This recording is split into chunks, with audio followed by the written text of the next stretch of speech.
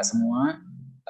Kita bersyukur atas anugerah Tuhan. Hari ini kita bisa ada dalam sebuah Zoom meeting ya untuk mendiskusikan terkait dengan ribut-ribut Omnibus Law, proses politik di dalam perancangan undang-undang ini, seperti itu kakak-kakak semua. Nah, sebelum kita memulai lebih jauh acara kita pada sore hari ini, mari kita mulai dengan doa terlebih dahulu biar Tuhan yang pimpin diskusi kita sehingga diskusi kita boleh berjalan dalam secara sehat ya, secara konstruktif dan juga dapat memberikan kepada kita pengetahuan. Tentunya hikmat daripada Tuhan sangat dibutuhkan dalam hal ini semua. Oleh karena itu, saya dengan kasih Kristus saya minta kesediaan Bapak Anton untuk memimpin dalam doa. Oke, sebelum kita mulai kita akan berdoa. Pertama juga terima kasih untuk Kak Puni dan juga Kak Pipit yang sudah bersedia untuk membantu pelayanan mahasiswa di hari mahasiswa berdiskusi. Mari kita berdoa. Tuhan, kami datang kepadamu memohon hikmat belas kasihan-Mu. Kami punya semangat, kami punya kerinduan untuk bangsa yang kami kasihi. Untuk memikirkan bersama persoalan-persoalan politik yang terjadi di dalam bangsa kami. Kami berdoa ya Tuhan supaya niat ini Engkau murnikan, Engkau kuduskan. Kami berdoa ya Tuhan untuk Kapuni, untuk Pipit dan Jason yang Tuhan siapkan untuk pemantik. Tuhan penuhi dengan hikmat-Mu. Supaya segala yang disampaikan ya Tuhan mencerahkan kami. Mengobarkan kami untuk lebih mengasihi bangsa ini. Dan setiap kami yang terlibat di dalam kelompok-kelompok nanti juga diberikan semangat untuk berpartisipasi, berdiskusi bersama, memikirkan bersama. Sebagai anak-anak Tuhan, bagaimana kami harus bersikap di dalam konteks bangsa kami hari-hari ini. Pimpin sertailah jalannya forum diskusi sore ini Tuhan. Di dalam nama Tuhan Yesus kami berdoa. Amin. Baik, terima kasih Kanton sudah memimpin dalam doa. Nah, sebelum saya lanjut kepada perkenalan dan lain sebagainya, saya ingin sedikit memberikan gambaran terkait dengan diskusi kita hari ini. Jadi ini merupakan sebuah forum fokus group discussion sosial politik ya. Jadi kami sudah puji Tuhan atas anugerah Tuhan, kami sudah berjalan beberapa kali dalam semasa pandemi ini mendiskusikan beberapa topik yang sedang hits dan juga bersama-sama bertukar pikiran bagaimana seorang Kristen, bagaimana seorang mahasiswa Kristen secara khusus menanggapi berbagai fenomena yang terjadi di negara kita. Dan hari ini kita akan sama-sama membahas terkait dengan ribut-ribut Omnibus Law. Dalam beberapa minggu ini kita dipertontonkan dengan banyak sekali kontroversi tentang pengesahan rancangan undang-undang Omnibus Law ini sendiri. Bahkan sampai saat ini pun kita masih melihat ada perubahan draft dan lain sebagainya yang memicu kontroversi daripada masyarakat.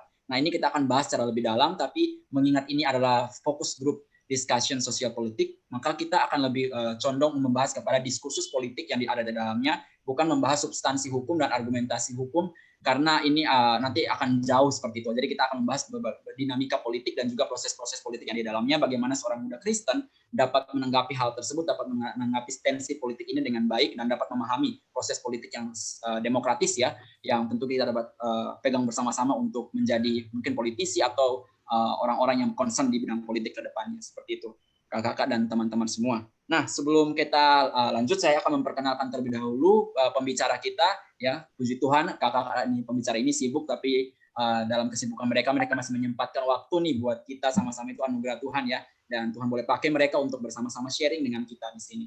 Ya, pertama kita ada Ko Jason Joshua Chandra. Nah, Ko Jason ini merupakan aktivis mahasiswa Kristen. Dia merupakan lulusan ya hubungan internasional Fakultas Ilmu Sosial Ilmu Politik Universitas Airlangga, dan saat ini puji Tuhan ya juga aktif ya dalam bidang-bidang politik, sering mengkaji juga dan terlibat dalam beberapa aktivisme politik seperti itu. Jadi Ko Jason diharapkan ya bisa memberikan bagaimana sih perspektif mahasiswa terkait dengan hal ini, karena juga merupakan lulusan ya, merupakan mahasiswa juga seperti itu, alumni sorry. Nah kemudian kita juga sudah kedatangan ya Kak Fitriana Yuliawati. Nah, atau biasa nanti kita bisa panggil Kak Pipit. Nah, Kak Pipit sendiri ini merupakan seorang tenaga ahli dari Komisi 9 yang fokus terhadap isu kesehatan dan ketenagakerjaan di DPR Republik Indonesia. Jadi terima kasih Kak Pipit sudah meluangkan waktunya di tengah berbagai kesibukan dan kontroversi yang terjadi. Pasti staf ahli berpikir sangat keras tentunya ya dalam menghadapi berbagai tanggapan daripada masyarakat. Tapi puji Tuhan saat ini Kak Pipit bisa hadir untuk memberikan kita setidaknya gambaran terkait bagaimana kemudian proses diskursus itu terjadi di DPR, dan mungkin juga bisa menjelaskan ini secara lebih jelas bagi kita ya. Jadi anugerah Tuhan nih Kak Pipit bisa ada bersama-sama dengan kita untuk memberikan perspektif langsung dari kompornya seperti itu. Nah, berikutnya juga kita sudah ada Kak Funi Wijaya seperti itu ya. Kak Funi merupakan seorang peneliti khusus di bidang sosial dari The Indonesian Institute atau TII. Nah, terima kasih sekali lagi Kak Funi. Kak Funi di sini juga bisa memberikan kepada kita mungkin gambaran teoretiknya seperti apa, kemudian berdasarkan isu-isu yang saat ini terjadi berkaitan dengan Omnibus Law ini. Nah, tanpa berpanjang-panjang lagi, kakak-kakak semua, sekali lagi disclaimer, kita tidak akan membahas argumentasi hukum dan substansi yang lebih dalam terkait itu karena bukan memang wadahnya, tapi sini kita akan membahas diskursus politik dan proses politik yang di dalamnya, bagaimana kemudian ini bisa berlangsung demokratis dan apa saja evaluasi yang dapat kita bisa bicarakan sama-sama seperti itu kakak-kakak semua. Jadi tanpa berpanjang kata, saya undang Ko Jason Joshua Chandra untuk memberikan materinya. Kepada Ko Jason, dipersilakan. Iya, salam kenal semuanya. Di sini aku akan, untuk sebelumnya aku akan share screen terlebih dahulu.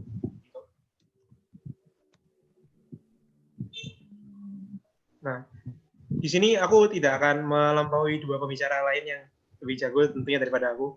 Di sini aku cuma akan memberikan overview kira-kira mengenai diskusi yang akan kita bahas pada hari ini, mengenai tinjauan politik terhadap Omnibus Law dan kira-kira apa yang terjadi dan bagaimana kita secara Kristen kita bisa memaknai hal ini. Oke, tanpa panjang kata, mari kita mulai. Jadi kurang lebih di sini aku mau kita melihat kira-kira apa sih yang terjadi misalnya pada fenomena politik pada akhir-akhir ini. Nah, pertama tentunya di pada Omnibus Law ini banyak sekali kan muncul banyak pertanyaan. Salah satu pertanyaan yang mungkin muncul adalah masalah Omnibus Law yang katanya mematikan investasi gitu ya. Sempat viral ya beberapa saat yang lalu bahwa ada katanya yang mengatakan bahwa investor dari luar negeri mengatakan bahwa tidak setuju dengan Omnibus Law karena Omnibus Law itu akan mematikan investasi. Namun pada sisi yang lain, sebenarnya juga di dalam berita juga mengatakan bahwa ada beberapa pengusaha yang mengatakan justru mereka mendukung Omnibus Law ini. Lalu ada kontroversi yang lainnya, seperti Puan Maharani yang dikatakan mematikan mikrofon dan juga walk out dari Demokrat gitu ya. Hal ini juga membuat seolah-olah kalau misalnya teman-teman perhatikan gitu ya di dalam media sosial kita seakan-akan bahwa Partai Demokrat tuh seolah-olah menjadi partai yang heroik banget gitu ya. Yang seakan-akan dia membela kepentingan rakyat dan lain-lain dan itu seolah-olah seperti ada pertarungan politik antara Demokrat juga dengan partai yang lainnya. Tetapi tidak hanya itu saja gitu ya. Lalu juga pertanyaan yang mungkin kita bisa pertanyakan, yang kita bisa lihat adalah semenjak bukan hanya pada masa sekarang ya penolakan Omnibus Law, tapi sebenarnya pada awal tahun ini kalau kita teman-teman ikutin bahwa banyak sekali ada penolakan terhadap Omnibus Law yang dikatakan sebagai RUU cilaka. Tetapi yang salah satu menjadi pertanyaan dan mungkin yang kita bisa renungkan bersama-sama dan mungkin nanti akan bisa dijawab oleh Kak Pipit ya, yaitu mengapa ya banyak UU gitu ya diterbitkan pada masa pandemi gitu kan. Nah, tetapi terlepas daripada itu juga kita juga bisa melihat gitu ya di dalam Omnibus Law ini di dalam demonstrasi yang ada itu justru melahirkan anarkisme di mana demonstrasi yang ada di Omnibus Law itu membuat kerusuhan tuh terjadi di dalam sejumlah tempat termasuk di tempat saya gitu ya di Surabaya gitu ya yang padahal tahun lalu ketika RUU KPK lebih damai gitu ya tapi pada tahun ini malah rusuh dan juga di Jakarta juga rusuh dan di tempat-tempat lain juga rusuh. Lalu pada di sisi lain itu juga ada yang mengatakan dan juga banyak tudingan ya kalau teman-teman ikutin mengatakan bahwa Partai Demokrat merupakan oknum yang menjadi dalang di balik demonstrasi yang ada gitu ya. Sehingga Pak SBY gitu ya dia membuat video untuk melakukan klarifikasi bahwa dirinya tidak mungkin untuk menjadi dalang di balik demonstrasi itu dan dia akan bersedia untuk menuntut gitu ya secara hukum atas tuduhan yang diberikan kepada dia, terutama banyak dari politisi-politisi PDIP gitu ya yang secara nggak langsung juga seakan-akan menuduh Partai Demokrat gitu ya. Lalu terlepas pada hal itu juga muncul kontroversi berikutnya gitu ya.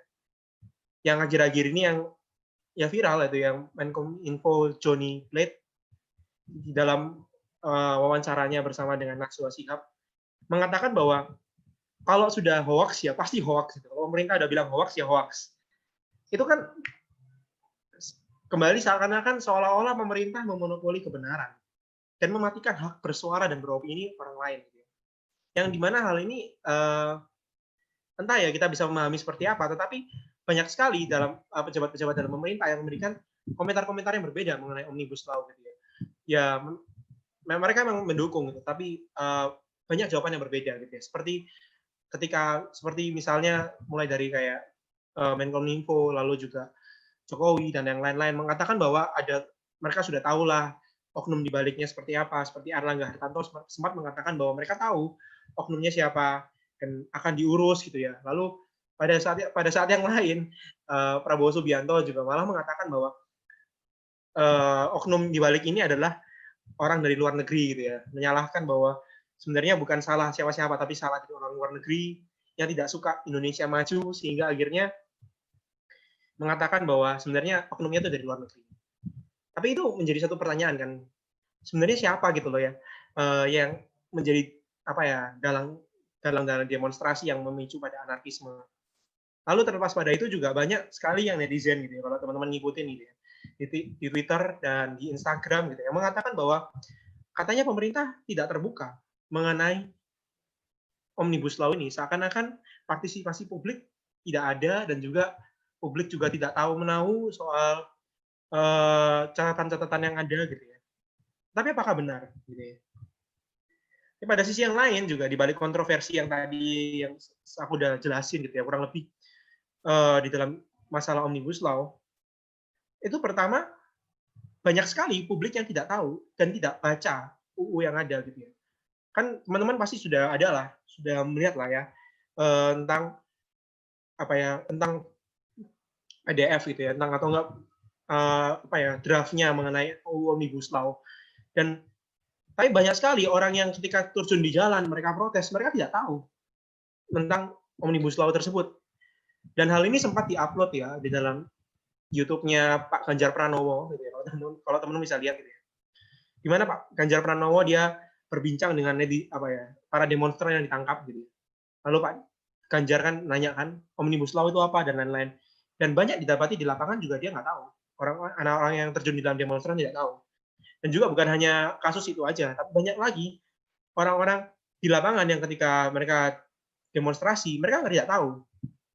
Lalu juga terlepas daripada itu, banyak orang yang seringkali salah tanggap gitu ya, bahwa seolah-olah bahwa yang disahkannya Omnibus Law itu seakan-akan mereka memahami bahwa itu sudah selesai, UU itu sudah jadi. Padahal nyatanya belum gitu ya. Ya, dan bahkan Omnibus Law itu belum mendapatkan nomor UU gitu ya. Lalu selain pada itu juga seringkali banyak netizen gitu ya yang tidak memahami gitu ya bahwa ada jalan lain gitu ya dari demonstrasi itu bisa mengajukan judicial review gitu ya. Lalu juga mengenai masalah Demokrat, PDIP juga sempat bersuara gitu ya. Kalau teman-teman ngikutin Pak Artaria Dahlan sempat mengatakan bahwa Pak Beni siapa ya, aku lupa itu, yang orang dari Demokrat yang sempat berdebat dengan itu ketua DPR mengatakan bahwa Pak Beni itu jarang hadir rapat dan juga Pak Beni juga pada semenjak awal pembahasan Omnibus Law ini tidak memberikan stance yang jelas. Apakah apakah Demokrat mendukung Omnibus Law atau kontra? Karena kita kan sudah tahu ya dari awal yang ketika Omnibus Law teman-teman bisa lihat di websitenya DPR gitu ya. Itu yang dari awal yang sudah kontra itu adalah dari PKS gitu. Sementara Demokrat belum memberikan alasan yang jelas, terus Pak Artaria Dahlan juga mengatakan bahwa Pak Beni sering tidak hadir rapat. Baru di akhir-akhir ini dia seakan katanya, kalau katanya Pak Artaria Dahlan, seakan-akan Pak Beni itu bermain menjadi pahlawan gitu, dan hanya mencari popularitas. Lalu terlepas pada itu, sebenarnya teman-temannya, catatan dan video rapat itu dapat diakses loh. Itu bisa diakses dari YouTube dan juga web DPR RI gitu ya. Yang sebenarnya dari kontroversi yang ada itu sebenarnya nggak gitu-gitu juga. Sebenarnya pemerintah bukannya otoriter banget. Sebenarnya juga bisa kita mengerti gitu ya. Nah, lalu tidak hanya itu aja gitu ya. Banyak hal juga pertanyaan gitu ya. Bahwa Omnibus Law ini kalau kita lihat gitu ya, pembahasan Omnibus Law itu sangat cepat banget gitu ya. Dibanding dengan UU lain gitu ya. Ini kalau misalnya ada salah mungkin bisa dikoreksi, tetapi menjadi pertanyaan adalah mengapa menciptakan UU gitu ya di pada masa pandemi seperti ini gitu ya. Yang tentunya UU ini mungkin akan menjadi kontroversi gitu ya. Apakah pemerintah tidak mengetahui hal ini atau mungkin ada suatu urgensi lain? Tapi terlepas pada itu, bagaimana kita bisa memahaminya? Nah, di sini aku ingin memahami dari mengambil pengertian dari good governance, dari UCAPing gitu ya. Nah, dikatakan di dalam hal ini bahwa pemerintahan yang baik atau enggak good governance itu adalah di mana suatu produk gitu ya, dari kooperasi, dari kerjasama antara pemerintah dengan netizen atau dari citizen atau dari rakyat sendiri, di mana di dalam setiap partisipasi politik yang dilakukan dalam administrasinya, di mana baik itu di dalam election, di dalam pemilihan, lalu dalam policy making, kebijakan yang dibuat atau administrasi dan supervisi, itu semua ada namanya gandengan tangan bersama-sama antara pemerintah maupun dengan rakyat, di mana kebijakan yang dilakukan itu bisa untuk membawa kebaikan politik untuk bagi semua orang dan juga bisa dirasakan oleh semua orang dan juga dapat dipatuhi gitu ya. Di mana pemerintah yang baik itu, yang di mana adanya kerjasama yang baik antara pemerintah dan juga dengan masyarakat, itu dapat menciptakan suatu demokrasi di mana di mana rakyat juga berpartisipasi dalam kebijakan yang dibuat, di dalam election, di dalam supervisi, dan juga segala jalannya pemerintah itu dapat diawasi gitu ya.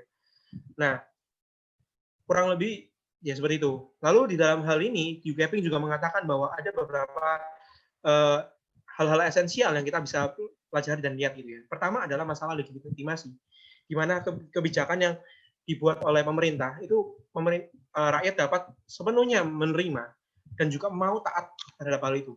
Dan yang kedua adalah masalah transparansi, di mana rakyat juga dapat mengikuti dengan baik gitu ya, dan dengan segala kebijakan dan keputusan yang dibuat oleh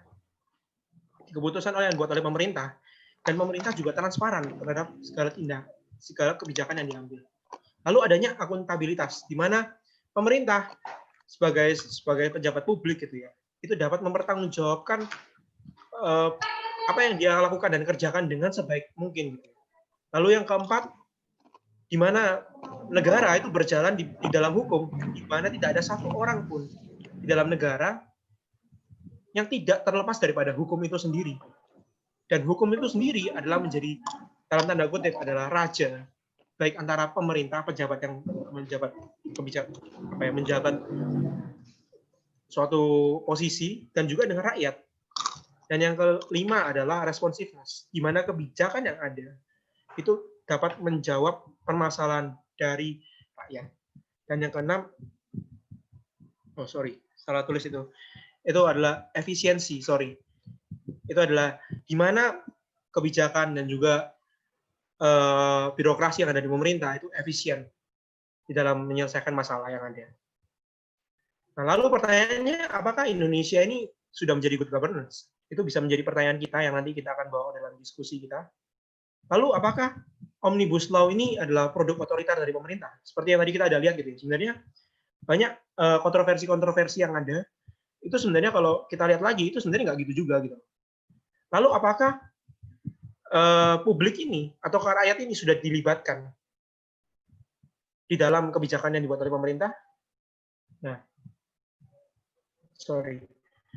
lalu kenapa gini terjadi? Kira-kira kenapa kekacauan ini terjadi?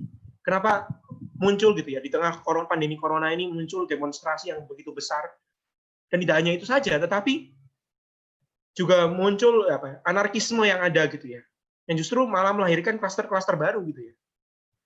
Nah, ini ada beberapa dari pandangan aku sendiri gitu ya. Pertama adalah buruknya komunikasi politik oleh pemerintah gitu ya. Nah, dalam hal ini terlihat banget gitu ya. Kalau misalnya kita lihat misalnya kita bandingkan aja ya dengan Cina gitu ya, bahwa dan dengan negara-negara lain, Indonesia ini termasuk negara yang buruk sekali komunikasi publiknya.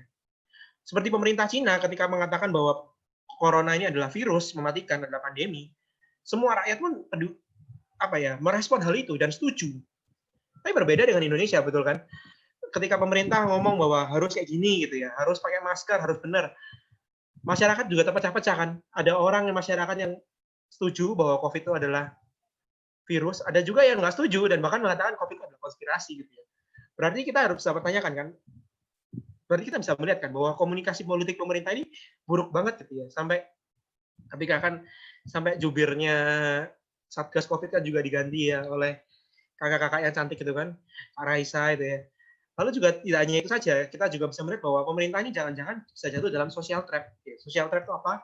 Social trap itu adalah ya suatu teori gitu ya, di mana ada dua kelompok dan satu kelompok itu tidak lagi percaya pada kelompok yang lain, sehingga akhirnya kelompok itu menjustifikasikan sesuatu gitu ya, dan merasa bahwa tidak perlu mendengar kelompok lain. Nah, begitu pula ini jangan-jangan pemerintah tuh sedang terjatuh seperti itu, di mana pemerintah sebagai satu kelompok dia tidak percaya pada masyarakat bahwa masyarakat akan mendukung keputusannya, sehingga akhirnya pemerintah seolah-olah mengambil keputusan sepihak dan seolah-olah mengatakan bahwa ya ini semua hoax, karena hoax dan juga karena mungkin ada permainan oknum lain, sehingga akhirnya banyak masyarakat itu jatuh dalam demonstrasi yang berlebihan dan jatuh dalam anarkisme.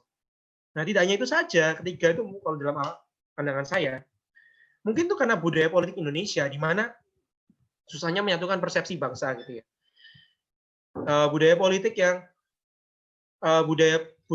di mana Indonesia dengan apa ya? Di mana Indonesia dengan berbagai macam kepentingan kelompok, sehingga akhirnya susah sekali untuk menyatukan suatu kepentingan dan suatu pandangan yang sama dalam bangsa. Dan juga yang keempat adalah mungkin rendahnya budaya literasi di Indonesia, sehingga akhirnya banyak orang-orang itu tidak membaca terlebih dahulu substansinya dan gampang sekali jatuh dalam di dalam ketika membaca sosial media langsung mereka marah dan hal-hal yang lainnya.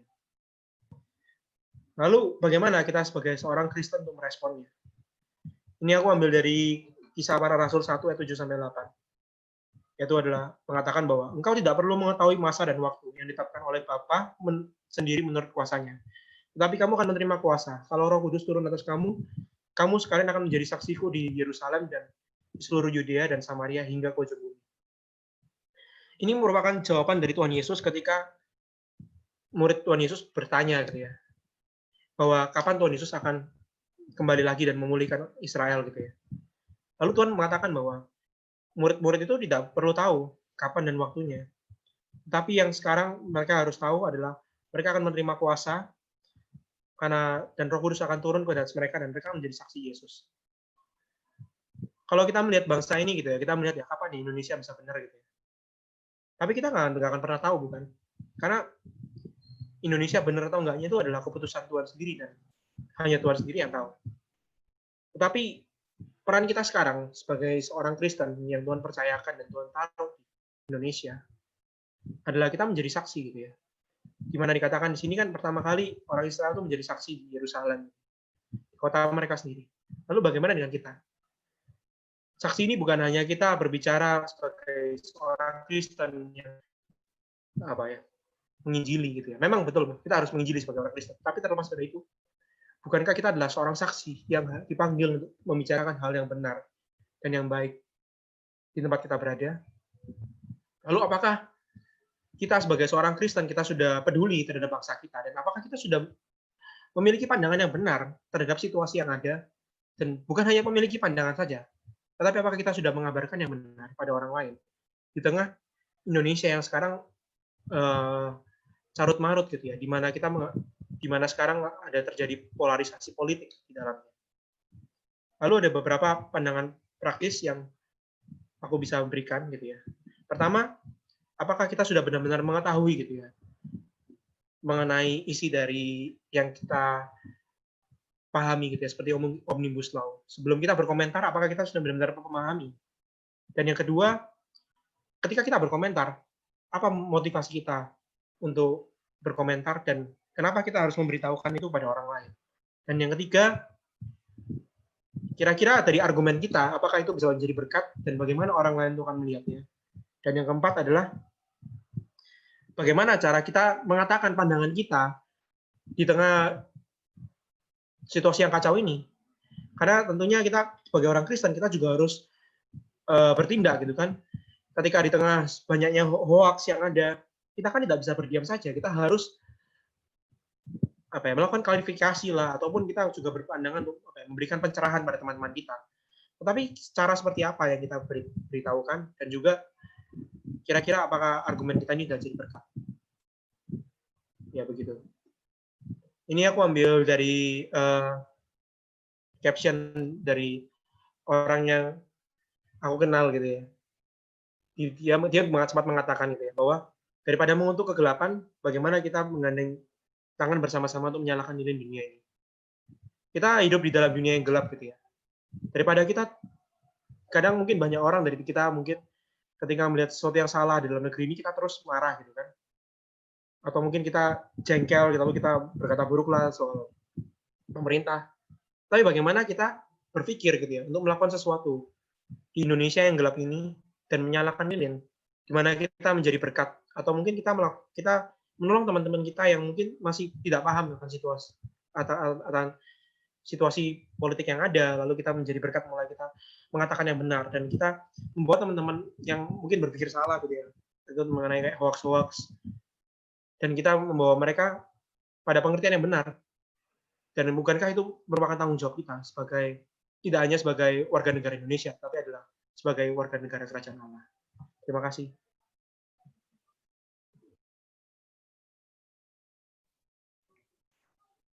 Baik, terima kasih Ko Jason buat penjelasannya. Tadi Ko Jason sempat mengangkat beberapa isu-isu yang memang menjadi kontroversi ya. Ada yang mempertanyakan terkait dengan bagaimana kemudian transparansi dalam pembuatan undang-undang ini, apakah prosesnya sedemikian cepatnya sampai ada banyak sekali poin-poinnya dalam undang-undang yang dirasa saling timpang, kemudian saling berkontradiksi satu sama lain dan tidak berpotensi untuk tidak menyejahterakan masyarakat seperti itu. Bahkan juga gelombang anarkisme yang terjadi juga direspon berbeda oleh banyak orang, dan itu menimbulkan kontroversi-kontroversi sendiri ya dalam diskusi, dalam tensi politik yang saat ini sedang terjadi di negara kita. Nah, teman-teman semua, untuk lebih memahami ya seperti apa sih mungkin gambaran ya proses politik di balik ini semua, puji Tuhan sudah bersama-sama dengan kita Kak Fitriana selaku staf ahli DPR Komisi 9 dalam bidang kesehatan dan ketenagakerjaan. Untuk itu saya persilakan ke Kak Fitriana untuk menyampaikan pesannya. Terima kasih. Baik, terima kasih. Suara saya jelas ya? Oke, ya. Saya langsung akan share screen saja beberapa hal terkait dengan proses pembentukan peraturan perundangan di Indonesia begitu. Jadi sebenarnya saya akan membatasi diskusi kita pada sore hari ini dalam ruang lingkup proses pembahasan undang-undangnya gitu ya. Kalaupun saya membahas sedikit terkait dengan latar belakang kenapa ada Omnibus Law, mungkin ini hanya in terms of biar kita bisa ngerti sedikit lah ya undang-undang ini untuk apa. Sebentar.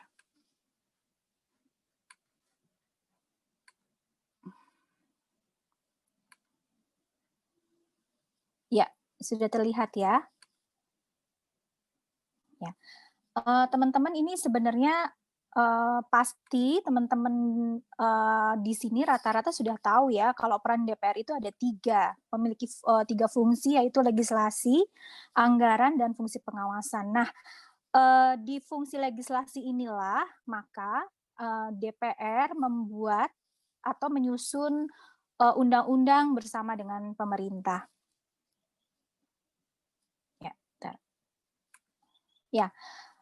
Proses penyusunan RUU sebenarnya begini teman-teman, ada RUU inisiatif dari pemerintah dan ada RUU inisiatif dari DPR. Nah, saya cerita dari RUU inisiatif DPR dulu. RUU inisiatif dari DPR, misalnya satu contoh yang sudah disahkan gitu ya di periode lalu ya, misal Undang-Undang BPJS, misal seperti itu. Waktu itu saya juga ikut terlibat dalam penyusunannya. Jadi itu adalah undang-undang inisiatif DPR. Kemudian draft awal RUU tersebut dan naskah akademik itu dipersiapkan oleh BKD atau Badan Keahlian Dewan yang terdiri dari tenaga ahli, alat kelengkapan Dewan, dalam hal ini kelengkapan dewan yang ditunjuk untuk membahas rancangan undang-undang itu adalah Komisi 9 karena memang fokusnya itu isu kesehatan. Tapi kalau Omnibus Law itu dia karena banyak pemangku kepentingan gitu ya, ada cross sectional pemangku kepentingan, maka dipegang oleh Balek alat kelengkapan dewannya. Nah, di badan keahlian dewan ini nanti ada tenaga ahli alat kelengkapan dewan itu sendiri, kemudian ada peneliti dan ada legal drafternya. Legal drafter itu yang menyusun substansi dari RUU-nya gitu ya, jadi dibahasakan secara hukum. Kemudian panitia kerja AKD yang terkait melakukan penyempurnaan draft RUU bersama dengan anggota. Jadi tadi ada tim dapurnya ya, kita suka bilang tuh tim dapurnya ada TA, ada peneliti, ada legal drafter, kemudian setelah punya draftnya ya udah ada awalnya nih RUU sama NA, kemudian kita bawa ke rapat internal, misalnya satu contoh kasus supaya gampang, BPJS itu di Komisi 9, berarti di Komisi 9 diinternalkan, dirapatkan, disusun untuk penyempurnaan si draft RUU tersebut gitu ya. Ini biasanya ada jangka waktunya. Kalau yang dulu tatip DPR bisa 3 kali masa sidang dan bisa diperpanjang jika tidak selesai. Tapi yang sekarang tatip 2019 menyatakan bahwa panja penyusunan RUU itu hanya 2 kali masa sidang. Kalau tidak nanti dilempar ke AKD lain begitu. Termasuk nanti di panja pembahasan. Apa beda antara panja penyusunan dan panja pembahasan nanti saya jelaskan. Kemudian dari panja AKD menyampaikan hasil penyempurnaan RUU dalam rapat internal untuk diputuskan menjadi RUU gitu ya, RUU inisiatif. Ini masih RUU inisiatif ya teman-teman, jadi belum disahkan menjadi undang-undang. Nah, RUU tersebut baru diserahkan ke Badan Legislasi untuk harmonisasi dan pemantapan konsensus. Jadi maksudnya ini bukan substansi lagi, tapi dicek gitu, apakah ini isinya nabrak nggak sih sama undang-undang yang lain gitu ya. Kalau oke, selesai, aman, uji lolos lah ya, uji kelayakannya gitu. Nah, naiklah ke rapat paripurna untuk disahkan menjadi RUU dulu, RUU usul inisiatif. Diketoklah si RUU ini menjadi RUU usul inisiatif begitu ya. Nah, RUU usul inisiatif ini disampaikanlah ke Presiden, jadi pimpinan DPR RI bersurat kepada Presiden menyampaikan, ini loh Pak Presiden, kami punya rancangan undang-undang usul inisiatif DPR tentang X gitu.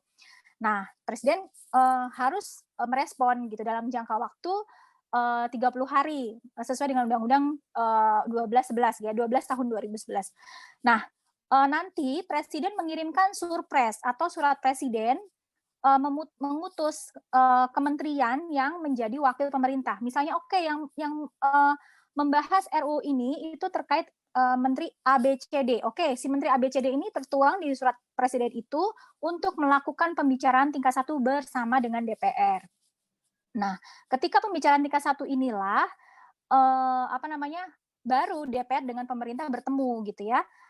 Kemudian setelah fix semua timus itu tim perumus. Jadi setelah fix substansi, masuk lagi ke tim yang lebih kecil untuk perumusan redaksional, titik koma, pemilihan kata, diksi, dan lain sebagainya, margin kanan, kiri, segala macam teknis gitu ya.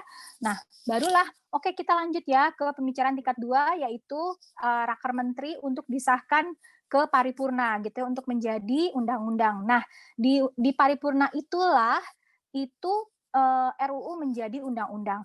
Jadi kalau bahasa Inggrisnya ini pas gitu ya. Jadi RUU menjadi UU itu pas. Tapi kalau di enacted gitu ya, ditandatanganinya itu nanti setelah si undang-undang X ini kita kirim ke Setnek, ke Presiden dalam jangka waktu 7 hari dari undang-undang tersebut disahkan di paripurna gitu ya.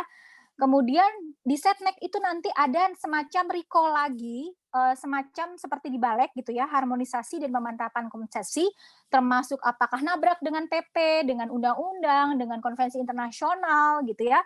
Nabrak dengan PP, nabrak dengan undang-undang, nabrak dengan konvensi internasional, atau yang lain-lain. Kemudian apakah ada typo, margin kanan, kiri, dan lain sebagainya, baru nanti Presiden harus menandatangani dalam jangka waktu 30 hari sejak undang-undang itu disahkan di paripurna. Nah, apa bedanya RUU inisiatif pemerintah? RUU inisiatif pemerintah itu langsung masuk di DPR di pembicaraan tingkat 1 gitu ya. Karena apa? Pemerintah sudah menyelesaikan kolom hijau ini di tim pemerintah gitu. Jadi Jadi kalau kasusnya, oke, slide dulu ya, lanjut dulu deh ya. Itu dulu ya, oke. Nah, sekarang kita masuk ke Omnibus Law. Sebenarnya Omnibus Law itu apa sih? Omnibus Law itu diambil dari bahasa Latin yang artinya for everything gitu ya. Jadi ada Black Law Dictionary yang menjadi rujukan definisi istilah hukum ini sebenarnya dipakai di negara-negara yang menggunakan sistem common law gitu. Jadi istilahnya gini nih, konsep ini seperti pepatah sekali mendayung 2-3 pulau terlampaui lah ya. Jadi memang sebuah dalam literatur Omnibus Law ini diartikan sebagai sebuah metode atau teknik yang digunakan untuk mengganti dan atau mencabut undang-undang atau beberapa ketentuan dalam undang-undang yang diatur ulang dalam satu undang-undang secara tematik begitu. Jadi memang Omnibus Law ini lazim digunakan di common law Anglo-Saxon seperti US, Kanada, Irlandia, Suriname gitu ya. Tapi ada juga di Australia, Jerman dan sebagainya. Walaupun sebenarnya ada beberapa pakar hukum yang mengatakan kita ini bukan common law gitu ya. Tapi oke lah, saya tidak akan menggiring ke ranah itu karena kita butuh pakar di situ dan saya bukan expert di situ gitu ya. Kemudian salah satu keunggulan metode Omnibus Law ini sebenarnya berharapnya menjadi sebuah kepraktisan untuk mengoreksi banyak regulasi bermasalah. Jadi regulasi kita ini apa sih namanya, gemuk gitu ya. Jadi obesitas regulasi kita bilangnya. Jadi harapannya dengan Omnibus Law ini bisa meningkatkan kecepatan dalam penyusunan undang-undang, kebijakan gitu ya, termasuk mengkoreksi undang-undang atau bukan koreksi undang-undang ya, implementasinya kadang-kadang suka bermasalah begitu ketika dilakukan. Nah, Omnibus Law di Indonesia ini tujuannya untuk apa sih? Yang pertama, untuk mengatasi konflik peraturan perundangan secara efektif dan efisien. Yang kedua, pengurusan perizinan lebih terpadu dan efisien. Makanya nanti ke depannya akan ada NSPK atau One Single Submission atau OSS. Nanti teman-teman bisa baca sendiri gitu ya dalam undang-undang itu. Kemudian meningkatkan hubungan koordinasi antar instansi terkait, menyeragamkan kebijakan pemerintah di pusat maupun di daerah untuk menunjang iklim investasi, memutus rantai birokrasi yang panjang ya, dan menjamin kepastian hukum dan pelindungan hukum bagi pengambil keputusan. Ya. Nah, ceritanya gimana sih si Omnibus Law ini muncul gitu ya. Jadi Omnibus Law ini pada tanggal 7 Februari Presiden menerbitkan surpres. Nah, kenapa langsung surpres tidak seperti di bagian tadi saya ceritakan, karena ini adalah RUU inisiatif pemerintah. Seperti yang tadi saya sudah jelaskan, kalau RUU inisiatif pemerintah itu langsung di kolom merah gitu ya. Jadi langsung Presiden keluarin surpres karena tim pemerintah udah bekerja. Surpresnya kepada DPR, permohonan untuk membahas RUU Cipta Kerja gitu. Nah, kemudian tanggal 12 Februari RUU Cipta Kerja dan naskah akademik itu diserahkan oleh menteri yang terkait di surpres kepada pimpinan DPR. Nah, sebenarnya kalau teman-teman bilang kok ini tiba-tiba, sebenarnya nggak tiba-tiba juga, karena sejak Pak Presiden itu terpilih kedua kalinya, memang RUU ini dikaji selama justru sebelumnya juga gitu ya, selama kurang lebih setahun gitu. Nah, undang-undang ini mengubah 79 undang-undang dan lebih dari 1.244 pasal dalam undang-undang yang ada. Nah, oke, ini bagannya agak rumit gitu ya, tapi saya akan menyederhanakannya dengan begini. Sebenarnya tujuannya adalah untuk mewujudkan visi Indonesia Maju 2045. Makanya diperlukan ikhtiar untuk di 2024 ini berupa Undang-Undang Cipta Kerja yang yaitu bergerak dari kondisi existing gitu, kondisi saat ini gitu. Kondisi saat ini atau asisnya seperti apa sih? Kondisi global, ada ketidakpastian, ada perlambatan ekonomi global, apalagi dengan adanya pandemik ini jadi trigger gitu ya. Terus dinamika geopolitik nggak jelas kalau teman-teman lihat gitu ya, yang tertarik dengan geopolitik pasti ini ada pergolakan di Timur Tengah, kemudian sekarang Kirgistan dan beberapa pecahan Uni Soviet sekarang sudah mulai bergejolak gitu ya, dan ada perubahan teknologi juga, shifting menjadi ke digital 4.0. Nah, kemudian kondisi nasional, ada pertumbuhan ekonomi yang terus menurun dengan adanya pandemi, kemudian realisasi investasi juga masih kurang gitu ya, harus dioptimalkan, dan pengangguran yang semakin meningkat. Kalau teman-teman lihat buka di data BPS, memang angka pengangguran kita itu lebih meningkat dan pekerja informal lebih besar daripada pekerja formal gitu ya. Itu beban sebenarnya, burden ekonomi juga. Nah, permasalahan ekonomi dan bisnis, ada regulasi yang tumpang tindih, efektivitas investasi rendah, kemudian tadi saya bilang tingkat pengangguran gitu ya, jumlah penduduk yang tidak bekerja serta jumlah UMKM besar tapi juga kurang produktif gitu ya. Nah, diharapkan ada simplifikasi dari itu semua dan memang diharapkan kita bisa tidak terperangkap di middle income trap country gitu ya. Dinaikkan statusnya tapi kondisinya seperti ini, jadi ada trapping sehingga ekonominya tidak berkembang. Ya, ya ini tadi saya sudah jelaskan gitu ya. Sebenarnya tentang penduduk, usia kerja, struktur angkatannya dan lain sebagainya, teman-teman bisa lihat mungkin di naskah akademiknya atau ada beberapa kajian juga dari beberapa lembaga penelitian gitu ya yang bisa menjadi benchmarking buat teman-teman bisa lebih dalam lagi mengelaborasi isu ini. Ya, oke. Sebenarnya kalau teman-teman fisik pasti udah ngerti lah ya demokrasi itu apa gitu. Ada dari John Locke, ada Montesquieu, ada ya macam-macam. Dan sebenarnya kita lebih mengacu kepada demokrasi Montesquieu gitu. Yang kita pahami bersama bahwa Montesquieu ini membagi kekuasaan menjadi tiga area gitu ya, yang terpisah satu sama lainnya dan berfungsi sebagai checks and balancing gitu, yaitu legislatif, eksekutif, yudikatif, dan harus bekerja atau berdiri secara independen tanpa terpengaruh antara satu dengan yang lainnya. Jadi legislatif nggak boleh dipengaruhi oleh eksekutif, eksekutif oleh legislatif, yudikatif juga vice versa lah ya. Tapi sebenarnya nanti berkembang gitu ya, nanti berkembang ada pilar keempat sebenarnya, tapi nanti kita akan bicara lagi di slide selanjutnya. Ya, ciri-ciri demokrasi menurut Bingham Powell Junior, sebenarnya legitimasi pemerintah didasarkan pada klaim bahwa pemerintah tersebut mewakili keinginan rakyatnya. Jadi memang dianggap bahwa pemerintah itu mewakili keinginan rakyat dan legitimasi itu melalui pemilihan umum atau pemilu gitu ya. Makanya kita sering ngomong gitu ya, kalau pemilu ayo ikut karena apa? Itu adalah sebuah legitimate politik gitu ya. Ketika hal seperti ini terjadi, itu secara sistem demokrasi ya itu suaramu karena kamu memilih di pemilihan umum itu adalah wakilmu begitu. Nah, adanya hak-hak dasar gitu ya yang memang dijamin, hak kebebasan berbicara, berkumpul, berorganisasi, kebebasan pers. Bedanya dengan negara-negara yang bukan tidak menganut demokrasi seperti tadi Mas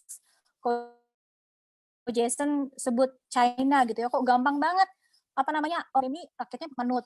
Coba lihat deh apa yang senada dengan China, Tibet, Korea Utara. Kenapa seperti itu? Mungkin teman-teman bisa ngolah gitu ya. Kenapa seperti itu ya? Karena sistem pemerintahannya gitu ya. Itu berbeda, nuansnya berbeda. Oke. Kemudian kelebihannya teman-teman bisa ngerti lah ya, banyak gitu ya. Kekurangannya yang ingin saya bold adalah kepercayaan rakyat itu mudah sekali digoyangkan oleh pengaruh media atau opini-opini dari yang memegang key persons lah ya. Jadi opini arus utama begitu. Jadi ketika seorang tokoh ngomong X gitu langsung ikut semua gitu ya. Atau media ngomong A gitu ya langsung paham oh iya begitu. Tapi itu jadi semacam penggerak sebenarnya, penggerak dari tiga trias politika tadi gitu ya. Ya, era demokrasi Indonesia waktu Orla identitas negara belum stabil, penuh konflik. Kemudian ketika Orba ada abuse of power gitu ya, 32 tahun negara kita mengalami abuse of power. Kemudian seolah-olah pemerintah sepertinya stabil gitu, tapi sebenarnya tidak gitu ya, rapuh di bawah gitu. Kemudian reformasi sudah mulai jelas pembatasan kekuasaan pemerintahan, mana batasan eksekutif, mana batasan legislatif, mana batasan yudikatif. Even itu tidak sempurna, tapi it's okay karena kita sudah maju, gitu, moving forward. Kemudian jaminan atas hak asasi manusia dan hak warga negara juga sudah mulai lebih baik gitu ya dibandingkan dengan Orba. Kemudian ada perubahan amandemen kita gitu ya, ada 4 waktu itu di MPR. Nah, pilar demokrasi gitu ya, seperti yang tadi saya sudah jelaskan bahwa trias politika itu ada tiga pilar, tapi sebenarnya ada satu pilar lagi yang sekarang berkembang di US dan UK sudah lakukan ini, yaitu media. Media itu menjadi pilar keempat sebenarnya untuk bisa checks and balance juga untuk eksekutif, yudikatif dan legislatif. Even media ini juga dipakai sebenarnya oleh si pelaku eksekutif, yudikatif dan legislatif sendiri gitu ya. Kalau teman-teman mau mengkritisi gitu ya, si pemegang raja media di US misal, itu pasti terjun ke politik gitu ya. Trump itu dia pegang media gitu ya. Di sini gitu ya, siapa yang punya Metro TV, siapa yang punya TV One, masuk politik nggak? Gitu ya. RCTI masuk politik nggak gitu ya. Sorry sebut nama, tapi memang ya inilah gitu ya, pilar keempat ini sedang it happening gitu secara global. Ya. Nah, sebenarnya kita ini di dunia ini kita sebagai orang Kristen ya, positioning kita ini seperti apa sih gitu ya. Di satu sisi kita harus menjadi garam dan terang gitu ya. Ada amanat agung penginjilan. Nah, kemudian di Roma 13 ayat 1 sampai 2 juga kita menyerahkan diri kepada iman kita yang mengajarkan itu menjadi warga negara yang baik begitu ya, warga negara yang bertanggung jawab gitu ya. Dan kita ini beda dengan agama sebelah yang tidak bertujuan untuk membuat sebuah negara, tapi memang menghadirkan kerajaan Allah itu gitu ya ke dunia tempat kita hidup sekarang atau ke negara state ini gitu ya. Nah, sebenarnya seberapa jauh sih peran kita sebagai orang Kristen untuk mempersiapkan itu semua gitu ya. Nah, kalau Calvin dia membagi ada dua kelompok berbeda secara ekstrim. Jadi ada yang sekuler banget dan spiritual banget gitu ya, dan itu akan mempengaruhi aktivitas penilaian wilayah kehidupan dan bisa terjebak dalam ekstrim dualitas gitu. Nah, dua kelompok ini cenderung tidak bisa melihat bahwa iman mereka itu seharusnya mewarnai seluruh kehidupan mereka, tidak bisa dibatasi pada kehidupan yang bersifat religius saja, atau sebaliknya gitu ya, sekuler saja. Jadi memang implikasinya iman itu harusnya menjadi bagian hidup yang tidak bisa menjawab seluruh masalah yang mereka hadapi, bahkan terjadi kemandulan fungsi iman gitu. Jadi akhirnya nggak bisa itu mengintegrasikan antara dunia spiritual dan sekuler gitu ya. Nah, tadi Ko Jason sudah menyebut gitu ya, mention kisah Rasul 1 ayat 8 gitu ya, tentang Tuhan akan memberi kita diberi kuasa gitu ya. Nah, kuasa itu kalau di bahasa Yunani-nya itu ternyata ketika teman-teman buka deh terjemahan itu dia menggunakan katanya dunamis gitu ya. Nah, dunamis itu artinya apa? Kuasanya tuh nggak tetap gitu ya. Maksudnya tidak diam gitu, tapi dia tuh bergerak gitu. Nah, harusnya ketika kita diberikan kuasa itu gitu ya, harusnya tidak diam gitu ya, tidak tak berdaya apa-apa, tapi harus bergerak karena kita diberi kuasa yang dinamis begitu. Nah, harusnya iman seperti ini yang bisa menjadi bagian gitu ya untuk kita bisa menjawab permasalahan di mana kita hidup sekarang. Nah, Tuhan sudah menempatkan kita di Indonesia. Terus kita juga tahu lah ya, udah sering banget kita didengerin garam dan terang. Nah, tapi memang seringkali masalahnya bukan tantangan yang ada di luar diri, tapi justru dari diri kita sendiri ya, nggak bisa melihat atau cenderung untuk ambil bagian gitu ya. Ada beberapa contoh di Alkitab yang bagus seperti Nehemia, kemudian Yusuf, Esther gitu ya. Sensitif gitu ya, melihat kondisi-kondisi sekitar. Nah, memang dibutuhkan anak-anak Tuhan yang terbaik di bidangnya untuk berjuang bukan hanya untuk memikirkan pengembangan dirinya sendiri ya, tapi juga memikirkan pengembangan dan restorasi untuk bangsanya seperti Nehemia. Nah, orang Kristen terlibat dalam politik. Ini saya mengambil quote-nya si Pak John Stott gitu ya, dari buku Isu-Isu Global. Jika Allah Maha Hadir dan Maha Kuasa, maka sikap diam dan abai orang Kristen akan ketidakadilan dan kesengsaraan di dunia ini merupakan pernyataan bahwa Allah tidak Maha Hadir dan Allah tidak Maha Kuasa.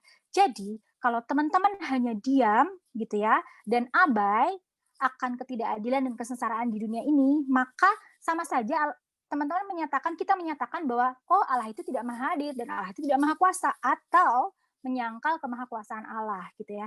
Jadi orang Kristen harus hadir dan terlibat dalam politik, bukan hanya politik praktis. Iya memang, karena politik itu sebenarnya untuk mendatangkan kesejahteraan di mana dia ditempatkan gitu ya, dan to govern gitu, untuk mengelola. Nah, orang Kristen harus mengupayakan semaksimal mungkin hadirnya keadilan shalom Allah di berbagai bidang pekerjaan, profesi, dan ilmu. Nah, ada jadi ini seorang penyair Jerman gitu ya, hidup di abad 19, namanya Bertolt Brecht gitu ya. Dia bilang buta yang terburuk adalah buta politik. Dia tidak mendengar, tidak melihat, tidak berpartisipasi apapun dalam politik. Sebenarnya dia tidak tahu bahwa biaya hidup, harga kacang, waktu itu mereka mungkin bahan makanan pokoknya kacang ya, harga tepung, biaya sewa, harga obat, maksudnya kehidupan sehari-hari yang melekat dalam masyarakat, itu semua bergantung pada keputusan politik. Dia bahkan bangga dengan ketidakpedulian dirinya terhadap politik atau sikap anti politiknya, membusungkan dadanya seraya mengatakan bahwa ia membenci politik gitu ya. Dia tidak tahu bahwa dari ketidakinginan berpartisipasi dalam politik itulah muncul pelacuran, muncul anak terlantar, pencuri, dan yang terburuk dari semuanya adalah pemerintahan yang korup dan perusahaan-perusahaan nasional yang eksploitatif atau maksudnya menguras kekayaan negeri gitu ya. Nah, ini hasil kalau kita nggak mau terlibat di politik.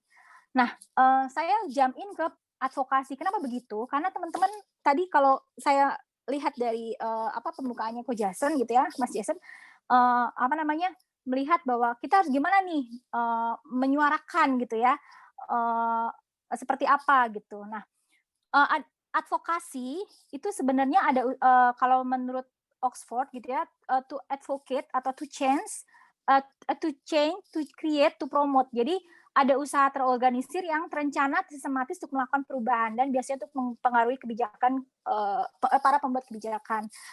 Bagian proses advokasinya ada masalah, isu, kemudian bangun jaringan, susun strategi gitu ya. Nah, jenisnya bisa dilakukan secara individu maupun berkelompok. Bentuknya ada audiensi, ada demonstrasi, ada penyadaran publik, tulisan, lisan, performing, dan lain-lain. Nah, ada advokasi proaktif dan reaktif. Kalau yang proaktif itu seperti dilakukan biasanya sebelum sebuah kebijakan ditetapkan atau disahkan gitu ya. Biasanya minta hearing, minta lobby dengan DPR, minta hearing dengan DPR gitu ya. Kemudian kampanye gitu ya. Ini contohnya masih lawas karena ini aku buat waktu dulu di tahun 2006 atau 2007 juga, saya lupa gitu ya, belum sempat update, sorry. Tapi seperti itulah ya. Kemudian advokasi reaktif itu cenderung konfrontatif, jadi respon terhadap sebuah kebijakan yang telah ditetapkan oleh pemerintah.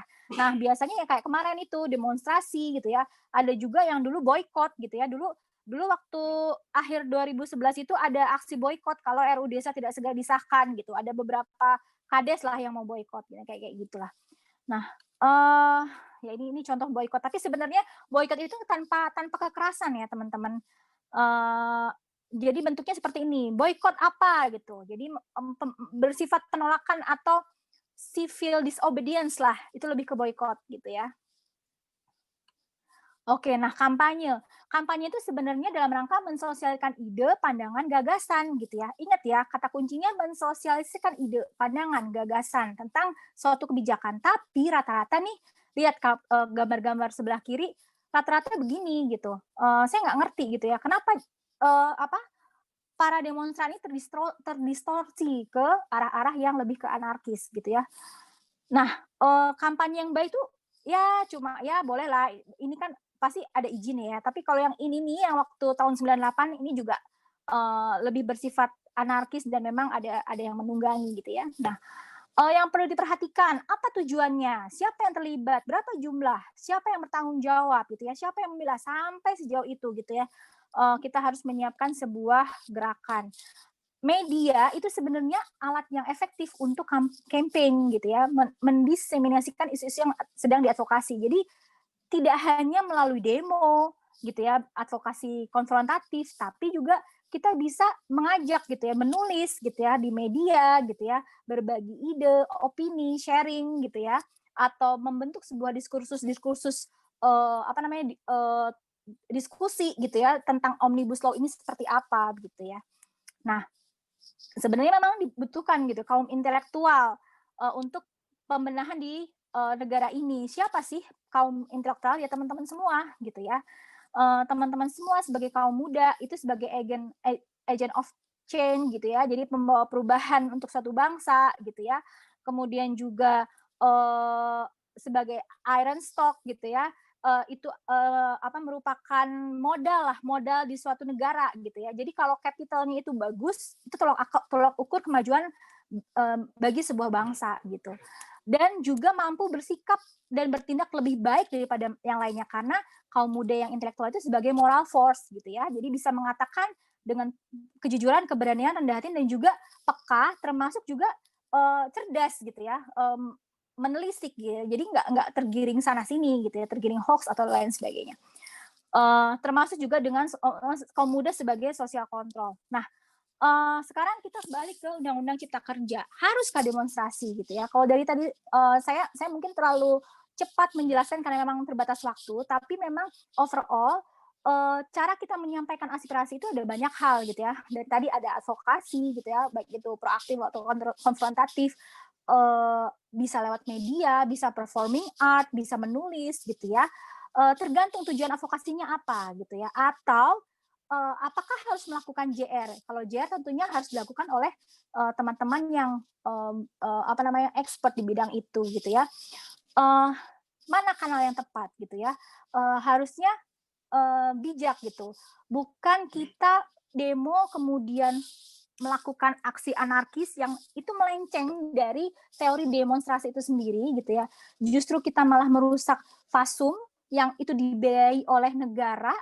Uang kita negara ini lagi untuk pandemi gitu ya. Membiayai pandemi itu aja hampir setengah dari APBN tahun 2020, tapi juga fasumnya dihancurkan lagi oleh kita gitu ya.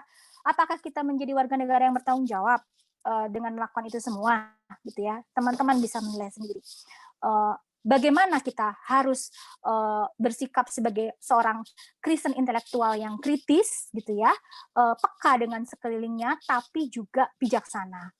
Nah, kalau tadi di-mention oleh Jason di awal-awal mengatakan bahwa apakah ada partisipasi publik gitu ya?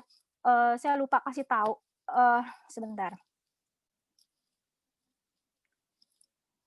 Ya, sebenarnya partisipasi publik itu ada di sini gitu ya, di saat penyempurnaan draft RUU dan di pembicaraan tingkat 1. Dan kemarin waktu Undang-Undang Ciker dilakukan gitu ya, dari Februari sampai kemarin disahkan, setahu saya memang teman-teman di Balek itu, ini kan yang megang Balek ya, teman-teman di Balek itu menerima banyak masukan, baik itu dari elemen buruh gitu ya, civil society organization, kemudian dari pemangku kepentingan yang lain seperti asosiasi pengusaha atau bisnis lain sebagainya gitu ya. Dan betul memang terbuka di website gitu ya. Cuma kalau dibilang kok ini sangat cepat sekali gitu ya undang-undang ini disahkan, looks like-nya cepat gitu. Bahkan ada yang begini, undang-undang misalnya kapan ya, kebidanan kemarin, itu cepat sekali gitu. Jadi cuma lamanya di draft awalnya itu bisa 6 bulan, tapi begitu masuk ke komisi, kemudian pembicaraan tingkat 1, tingkat 2 itu kita di-push untuk cepat. Bahkan kalau teman-teman undang-undang RUU Ciker kemarin itu sampai setahu saya Sabtu Minggu mereka kerja juga gitu. Bahkan sampai malam gitu. Itu kalau yang kena deadline memang seperti itu.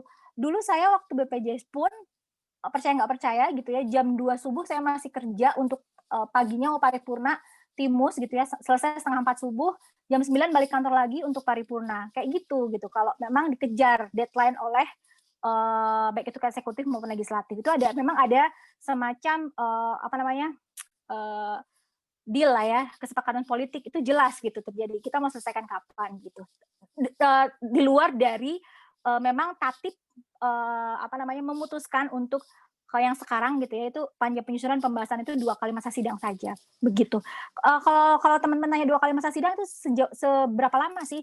Gambarannya begini, satu masa sidang itu bisa 2 bulanan atau 3 bulanan. Jadi kalau misalnya 2 kali masa sidang itu hanya diberikan waktu 4 maksimal 6 bulan begitu untuk menyelesaikan.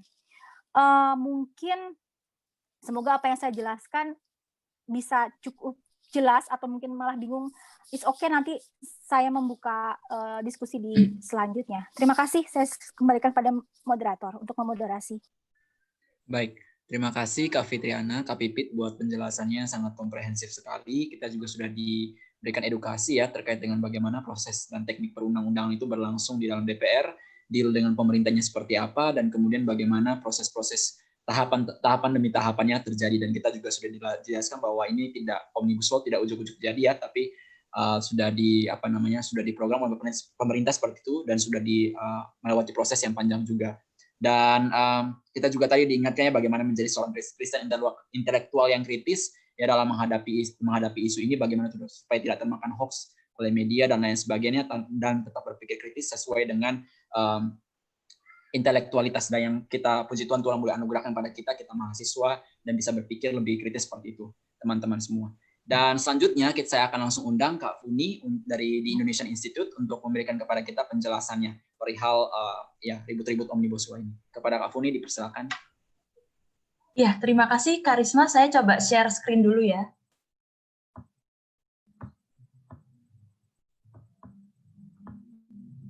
Apakah sudah tampak slide saya? Halo? Di laptop saya belum, Kak. Dengar, Kak? Belum. Terdengar, Kak? Sebentar. Apa sudah tampak? Ya, belum, Kak. Belum. Belum ya? Belum. Ya. Atau mungkin bisa minta bantuan teman-teman mungkin ya biar lebih cepat ya. Ya, Apa Haris? Saya bantu, Kak, ya. Oke, boleh. Terima kasih banyak. Ya.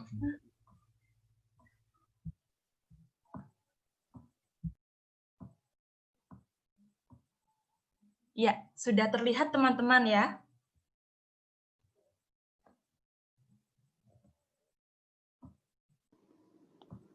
Halo, apakah sudah terlihat? Ya, sudah. Ya, Kak Funi. Oke, ya siap ya. Ya, jadi salam kenal semuanya, Mbak Mas, kakak-kakak, semoga dalam keadaan sehat semuanya. Tadi sudah banyak sekali sebenarnya yang disampaikan oleh Mbak Pipit dan juga Jason ya. Nah, saya di sini akan mencoba lebih cepat karena sebenarnya tadi yang disampaikan itu sudah cukup komprehensif menurut saya itu ya. Oke, jadi next. Lanjut. Ya, ada sejumlah outline yang akan saya sampaikan. Kita langsung saja pertama mengenai apa itu kebijakan publik. Next. Ya, langsung ke slide apa itu. Nah, ini ya. Jadi memang kalau kebijakan publik ini konteksnya bukan hanya undang-undang begitu ya. Kebijakan publik itu ada beberapa ahli yang berkata bahwa ada 3 ahli di sini yang saya kutip ya. Pertama yaitu William Dunn. Jadi beliau ini mengatakan kalau kebijakan publik itu adalah keputusan-keputusan yang menunjukkan pola hubungan antar pemangku kepentingan dengan berbagai alternatif pilihan kebijakannya. Nah, kemudian Thomas Dye ini juga salah satu tokoh yang cukup terkenal dalam ilmu kebijakan publik. Dia mengatakan kalau kebijakan publik itu bahasa mudah atau bahasa mudahnya adalah apapun yang dilakukan maupun tidak dilakukan oleh pemerintah. Nah, kemudian juga kenapa ya studi kebijakan publik itu penting? Mengutip dari Kearney, jadi memang ruang lingkup negara itu semakin luas termasuk ke semua aspek kehidupan masyarakatnya. Next. Ya, ini mungkin yang tadi belum disampaikan juga. Jadi sebenarnya kalau berdasarkan William Dunn ini ada sejumlah tahapan kebijakan. Ini yang juga perlu teman-teman mahasiswa atau orang umum tahu gitu ya. Jadi ada penyusunan agenda, ini menyaring isunya, masalah yang berkembang di masyarakat itu seperti apa. Kemudian juga formulasi kebijakan, mudahnya itu mendefinisikan masalah yang sudah dibawa atau salah satu isu yang dipilih, kemudian dicari pemecahan terbaiknya. Atau kalau istilahnya dalam kebijakan publik itu ada best practice. Best practice itu adalah soal mencari praktik-praktik terbaik. Nah, tapi selanjutnya tidak cuma diadopsi. Di sini, di tahapan selanjutnya, adopsi atau legitimasi, tapi juga ada proses adaptasi. Karena bagaimanapun, ya suatu negara itu punya sistem yang berbeda-beda, gitu ya. Kemudian selanjutnya ada implementasi kebijakannya. Nah, disinilah praktiknya itu dimulai kebijakan itu. Kemudian yang terakhir ada evaluasi kebijakan, di mana ini lebih ke penilaian sih sebenarnya. Jadi kebijakan ini sesuai nggak ya, tepat nggak ya, gimana dampaknya. Kemudian apakah yang paling utama, ini bagaimana partisipasi publiknya yang disasar seperti apa. gitu ya. Next slide. Iya, ini ada 2 catatan yang perlu kita perhatikan semuanya. Jadi kebijakan publik itu mempunyai kelompok sasaran. Dan ini menjadikan sebuah kebijakan publik tidak akan memuaskan semua kepentingan yang ada di masyarakat itu sendiri. Ini memang suatu mungkin kontradiksi kalau misalnya masyarakat harus tahu, tapi memang pada kenyataannya kebijakan publik itu menyasar ya ada golongan-golongan tertentu gitu ya. Kemudian juga di sini berdasarkan lingkupnya itu ada pemerintahan pusat dan juga daerah, di mana kalau pemerintah pusat lebih ke undang-undangnya, kemudian kalau daerah ini ada peraturan gubernur, yang ini mewujud ke banyak program kerja atau kebijakan-kebijakan lain turunannya, istilahnya kayak gitu. Next slide. Lanjut. Nah, jadi tadi kan kita sudah melihat ya, ada beberapa tahapannya tadi, ada penyusunan agenda, formulasi, adopsi, kemudian implementasi, dan juga ada evaluasi. Di sini, idealnya, publik itu dilibatkan dalam setiap tahapan kebijakan. Nah, karena ini memang isu-isunya berasal dari masyarakat, begitu ya. Dan di sini keterbukaan informasi atau keaktifan pemerintah ini menjadi sebuah kunci untuk bagaimana publik itu bisa tahu, begitu ya. Dan kemudian manfaatnya juga di sini menambah kemudahan pelaksana kebijakan itu sendiri. Jadi, ketika sudah ada sosialisasi, informasi-informasi itu disosialisasikan dengan baik, di sini juga ada semacam membangun relasi lah dengan masyarakat supaya mereka tuh tahu gitu, paham bagaimana sebenarnya kebijakan itu nanti akan berjalan. Dan kemudian juga manfaatnya kualitas kebijakan publik itu sendiri, karena kita ini banyak sekali kebijakan-kebijakan di Indonesia yang memang sangat diperlukan perhatian. Jadi tidak hanya soal omnibus law ini aja gitu ya. Kemudian juga untuk menekan konflik. Ini yang menjadi menurut saya juga sangat penting. Kenapa pelibatan publik itu sangat signifikan. Next. Nah, ini ada beberapa caranya atau metode melibatkan publik. Mungkin kalau teman-teman kemarin sempat melihat Mata Najwa, ada ahli yang menyinggung soal konsultasi publik. Nah, dalam pelibatan publik, public hearing ya atau konsultasi publik ini memang menjadi sesuatu yang sangat penting. Di sini untuk melihat nih responnya publik itu seperti apa, kemudian juga ekspektasinya terhadap kebijakan itu seperti apa, dan juga di sini biasanya dilakukan pendekatan terhadap stakeholder pemangku kepentingan, biasanya dimulai dari aktor-aktor internal pemerintah, strategisnya mereka, dan juga meluas. Artinya ada kolaborasi kerjasama yang berbentuk juga ini misalnya ruang dialog, survei pendapat, kemudian juga mereka pasti menggandeng pers seperti yang tadi disampaikan oleh Mbak Pipit ya. Dan kemudian juga di sini mereka punya kanal publik juga, bagaimana sebenarnya ada situs web media yang tersedia dan memang kekurangannya kita ini tidak semuanya teraliri oleh internet. Jadi memang biasanya kan kalau apalagi yang di perdesaan ini kan susah mengaksesnya, ini kan juga perlu dipikirkan gitu. Next. Nah, ini tadi ya respon publiknya, sehingga memang pengalaman saya juga begitu, dari semua apa yang dilakukan pemerintah gitu ya, tanpa kita ada inisiatif sendiri, kita mencari apa yang sebenarnya terjadi ini cukup susah. Karena memang disitulah dasar bagaimana kita tahu nanti partisipasi kita tuh sebenarnya ada di mana. Dan juga di sini memanfaatkan ruang-ruang partisipasi yang ada. Jadi misalnya kalau ada dialog atau seperti ini juga, ini saya sangat appreciate ada dialog-dialog kebangsaan seperti ini, karena ini juga menolong kita untuk supaya tahu gitu orang Kristen itu harus seperti apa begitu ya, dan saling sharing knowledge gitu ya. Next slide. Nah, situasi dan tantangannya, jadi tadi sudah disinggung oleh Jason, kita ini masuk di era good governance, tapi memang banyak sekali catatan, dan kalau menurut saya juga di sini yang paling penting itu soal goodwill, jadi bukan hanya political will, tapi goodwill dan juga komitmen pemerintah gitu ya. Dan di sini dalam melihatkan publik memang banyak, nanti kalau teman-teman lihat misalnya nih, cari informasi soal omnibus law, misal bisa lihat di Kemenkumham, atau misalnya KPK, di sana tuh banyak sekali kanal-kanal yang memang sebenarnya kalau kita nanti ditelusuri lebih lanjut itu saling terkait begitu ya, dan bisa memberikan informasi-informasi walaupun pada kenyataannya memang sejumlah kanal ini termasuk kalau saya perhatikan DPR itu biasanya kurang mengupdate gitu ya. Jadi memang perlu di sini juga kalau teknisnya dari segi administrasinya, administrasi publik itu bagaimana sebenarnya manajemen IT-nya yang dimiliki oleh negara itu. Nah, kemudian juga di sini tantangannya ketika berbicara mengenai target kebijakan dan harus cepat, ini memang secara tidak langsung yaitu menggerus tahapan-tahapan yang ada, dalam artian adalah partisipasi publik. Di sini golongan-golongan yang mungkin seharusnya lebih banyak terdengar atau pengen suaranya masuk ini menjadi tereliminasi begitu ya. Next.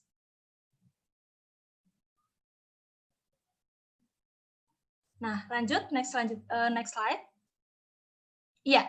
Nah, ini saya mencoba mengutip ya dan juga menganalisis dari pendapat Prof. Eko Prasojo. Beliau adalah salah satu guru besar di Fakultas Ilmu Administrasi Universitas Indonesia. Jadi beliau mengatakan bahwa ada 2 prasyarat sebenarnya Omnibus Law ini. Yang pertama adalah strong governance, yaitu birokrasi yang kuat ditandai dengan perilakunya, kinerjanya baik, dan tidak hanya ASN yang menduduki jabatan struktural, tapi juga jabatan politis, gitu ya. Jadi memang, tapi kondisinya ini tadi kembali lagi bahwa kita sebenarnya masih belum sampai di strong governance ini, gitu. Nah, kemudian yang kedua adalah high trust society atau kepercayaan masyarakat yang tinggi pada pemerintah. Nah, ini juga menjadi sebuah masalah ya, karena memang kalau kita perhatikan lebih lanjut, kalau saya sendiri sebagai ahli kebijakan biasanya ditanya, kamu komentarin kebijakan, draftnya mana, kajiannya mana. Sedangkan ini kan kita juga, draft ini kan dipertanyakan, begitu banyak yang mempertanyakan, ini sebenarnya yang benar yang mana, gitu ya. Sehingga ini pun juga menjadi kebingungan publik, begitu. Dan memang pada akhirnya informasi-informasi, penjelasan-penjelasan aktor strategis, atau di sini timnya Presiden itu memang terpecah-pecah dan ini juga bisa menimbulkan hoax-hoax yang cukup parah, gitu ya.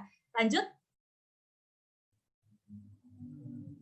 Nah, ini ada beberapa isu yang memang dibawa dalam pro kontra Omnibus Law ini. Yang pertama soal ini dari segi kebijakan publiknya, harmonisasi peraturan perundang-undangan. Tadi sudah disinggung oleh Mbak Pipit. Jadi sebenarnya bahasa singkatnya itu memang kita ini kebanyakan peraturan dan sinkronisasi ini menjadi sebuah cara yang dirasa bisa mengefektifkan. Supaya di sini memang salah satu isu yang dibawakan soal bisnis, yang mempermudah bisnis, begitu ya. Dan memang kalau saya lihat, sebenarnya problemnya kita kebanyakan peraturan perundang-undangan, ini tadi, ya kembali lagi gitu, soal gembuknya birokrasi kita.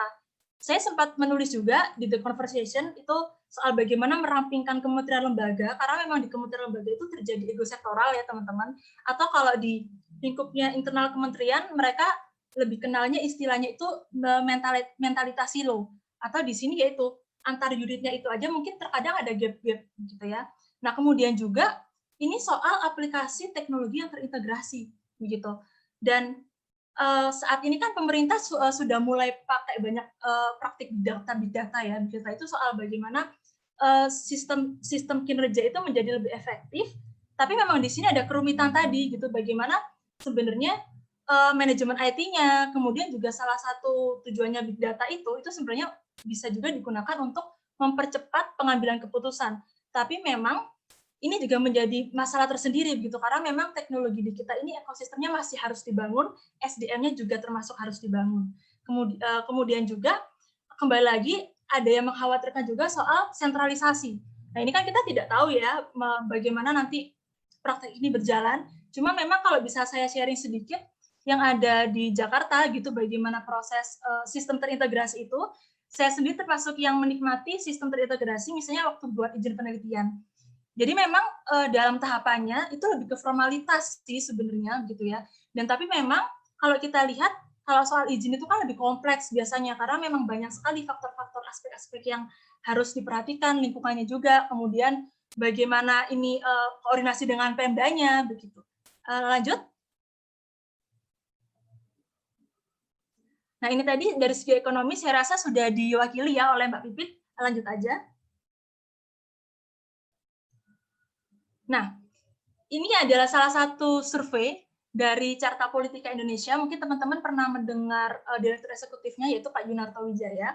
Jadi ini memang respondennya cukup terbatas, tapi setidaknya bisa menjadikan salah satu kita pandangan gitu ya, bahwa memang dalam survei ini dinyatakan bahwa sebanyak 55% masyarakat Indonesia ini yakin dengan RUU Omnibus Law. Ini dilaksanakan pada jejak pendapat Mei, Juni, dan Juli, gitu ya.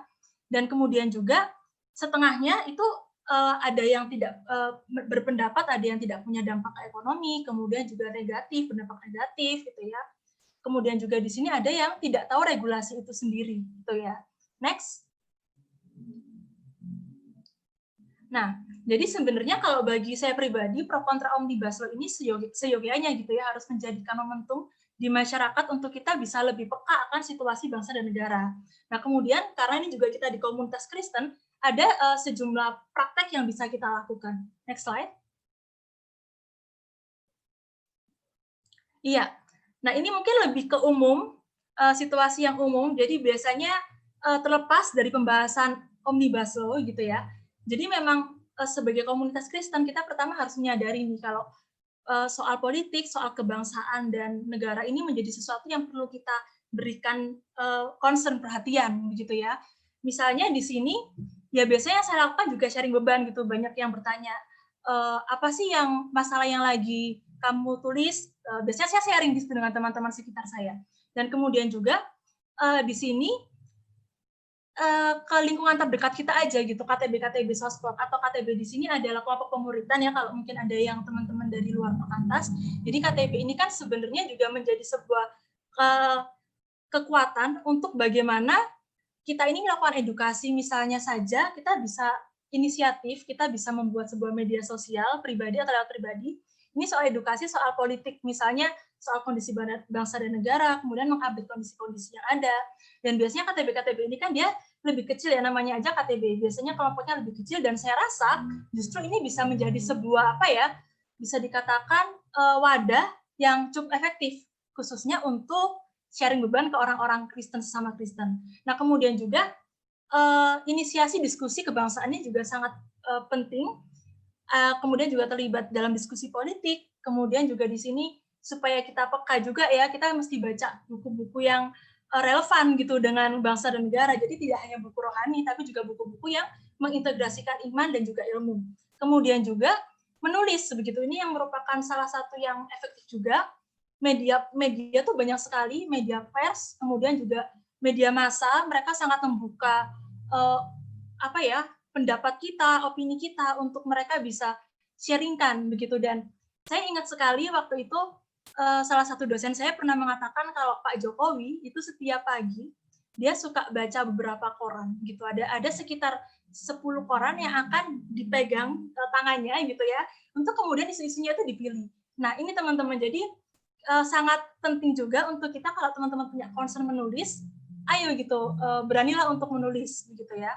Dan kemudian juga ini soal menggumulkan panggilan hidup juga. Kalau tadi kita berbicara mengenai partisipasi publik, saya nggak tahu nih, jangan-jangan di antara kita ada yang tertarik untuk masuk partai politik atau terjun langsung. Nah, orang-orang ini perlu sangat kita dukung begitu. Jadi pertama memang itu tadi ya, sharing sesama, maksudnya kondisi bangsa dan negara aja kadang susah. Bahkan mungkin persekutuan doa bangsa dan negara itu terkadang kayak kering gitu, kering kehadiran begitu ya. Ini penting nih kita untuk akhirnya meletakkan pemahaman dulu, kita sharing visinya apa sih pentingnya partisipasi publik, dan kemudian juga jangan lupakan gitu teman-teman yang pengen terjun langsung untuk kita dukung gitu ya. Next slide.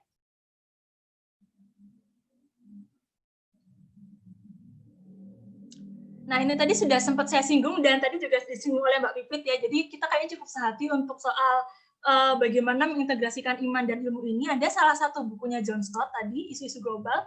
Ini juga sangat memberikan dasar-dasar yang baik soal bagaimana komunitas itu bisa berperan. Jadi memang bagi saya sendiri gitu ya, komunitas Kristen itu yang baik adalah soal kita juga inisiatif, kemudian kita harus mau gitu untuk belajar dan belajar. Jangan lelah untuk, mungkin kita lelah secara organisasi karena banyak concern pelayanan, pemuritan, tapi jangan sampai kita juga lupa esensi orang Kristen, yaitu berdoa. At least kita berdoa buat bangsa dan negara, kita bikin persekutuan doa, at least juga kita bisa sharing itu kalau lebih bagus, misalnya di buletin Perkantas misalnya gitu ya. Kan banyak media untuk kita bisa sharing itu, tidak hanya lewat online, tapi juga lewat fisik begitu ya. Lanjut. Nah, intinya ini menjadi pertanyaan lebih ke pribadi sih ya, bagaimana sebenarnya beban kita. Jadi memang kita juga tidak bisa memaksakan, mungkin ada teman-teman yang memang concern-nya dia tidak begitu bisa fokus gitu untuk mengurusi bangsa dan negara, tapi kita juga harus, mungkin kita bisa mendorong supaya mereka setidaknya berdoa untuk bangsa dan negara kita. Dan juga, oh ya tadi mungkin ada sedikit yang terlewat, jadi memang kalau partisipasi publik gitu ya, karena di sini saya juga latar belakangnya Sospol, terkhusus terkait demo, demo anarkis itu sebenarnya istilahnya agak kurang tepat teman-teman ya, yang begitu adalah vandalisme. Jadi anarkis nanti kalau teman-teman lihat istilahnya ini agak berbeda begitu. Jadi yang benar itu adalah vandalis atau vandalisme. Dan memang kalau ada yang bertanya begitu ya, boleh nggak ya Kak orang Kristen itu ikut demo? Nah, tergantung gitu, tergantung demonya seperti apa. Dan juga kita harus mesti peka juga, ini ada oknum yang menggerakkan atau enggak. Tapi memang sejauh pengalaman saya juga, karena saya juga pernah ikut demo semasa mahasiswa, dan terakhir saya juga sempat ikut menghadiri ketika ada pengesahan soal KPK begitu ya. Ya tidak apa, selama itu positif, selama itu kita istilahnya kita bergerak dalam komunitas yang baik, itu saya juga setuju. Tapi kalau sudah mengarah kepada vandalisme, mengarah kepada pengerusakan fasilitas negara, ini justru akan sangat membebani anggaran negara, apalagi kita di tengah pandemi begitu ya. Oke? Next slide. Nah, ini yang terakhir, jangan lupakan aku. Aku di sini adalah urusan kita ini soal kebijakan, soal undang-undang, bukan hanya di Omnibus Law, Undang-Undang Cipta Kerja. Apalagi kita di tengah pandemi. Jadi memang sebaiknya kita juga punya concern yang bisa dikatakan, cobalah lihat gitu ketertarikan kita di mana, sehingga kita pun kita bisa kontribusi kita tuh bisa lebih baik gitu di tengah, apalagi khususnya pandemi COVID yang memang ini menjadi pergumulan bersama tidak hanya bangsa kita, tapi global gitu ya. Next slide. Iya, ini lebih ke kontak, jadi saya sangat membuka sekali kalau ada teman-teman yang pengen sharing, kita saling belajar gitu ya. Saya sangat membuka wadah itu, dan juga jangan sungkan-sungkan untuk misalnya kontak saya via WA, atau kalau teman-teman tadi tertarik mungkin soal big data, soal reformasi birokrasi, gemuknya birokrasi kita, untuk situs web publikasi rutin, saya dan juga teman-teman di Indonesian Institute itu ada di indonesianinstitute.com, teman-teman boleh mampir, atau kalau teman-teman tertarik, misalnya tertarik isu apa, boleh nih share ke saya, supaya saya share artikel yang terkait gitu ya. Next slide. Ya, jadi sekian dari saya, good citizen, good participation. Jadi semoga dengan adanya ribut-ribut Omnibus Law ini, kita juga digerakkan ya untuk lebih berpartisipasi secara bijak dalam negara kita. Negara yang kita kasih tentunya. Terima kasih. Ya, sekian itu aja. Terima kasih Kak Funi. Ya. Saya mencatat beberapa hal ya tadi berkaitan dengan bagaimana kemudian strong governance, high trust society, itu juga harus ada kombinasi yang baik di dalamnya. Dan untuk merespon ya apa yang sudah disampaikan oleh kakak tadi ya, banyak juga yang mendiskusikan soal bagaimana proses perancangan undang-undang, kemudian ada juga bagaimana pesan bagi kita ya mahasiswa Kristen dalam menanggapi hal tersebut, bagaimana kemudian kita dapat tetap kritis ya, dan kemudian tidak serta-merta terlibat dalam hal-hal yang justru merugikan negara seperti itu. Nah, kakak-kakak dan teman-teman semua, diskusi kali ini akan berbeda karena kami FGD Sospol berbeda dengan FGD sebelumnya, karena di sini kami akan bagi di dalam breakout rooms ya. Jadi nanti di dalam ada kurang lebih 3 breakout rooms hari ini. Nah, di dalam masing-masing breakout room nanti teman-teman akan berdiskusi terkait dengan 3 hal ini. Tentu bisa juga ya menjadikan pendapat dari kakak-kakak tadi sebagai referensi ya, rujukan ya untuk kita bisa berdiskusi sama-sama. Pertama adalah bagaimana sikap seorang mahasiswa Kristen dalam menanggapi isu politik dan kebijakan yang ada. Pertanyaan kedua adalah mengapa partisipasi publik merupakan elemen yang penting. Ya, elemen yang penting bahkan harus ada dalam pembentukan kebijakan. Apakah terdapat nilai-nilai Kristiani yang mendasarinya? Dan pertanyaan ketiga, bagaimana seharusnya seorang Kristen menjalankan kewajiban politiknya, khususnya bila ia menjalani panggilannya sebagai seorang politisi, entah pro atau kontra terhadap pemerintah. Kualifikasi apa saja yang harus ada. Nah, teman-teman, itu 3 pertanyaannya bisa teman-teman bisa screenshot terlebih dahulu. Sudah keluar. Ya, nanti akan disampaikan lagi oleh pemimpin itu sesi diskusinya di dalam breakout rooms. Nah, pertanyaan tersebut untuk jadi landasan diskusi. Nah, oleh karena itu, ini nanti segera dibagi oleh Calvin ya. Ada 3 breakout room.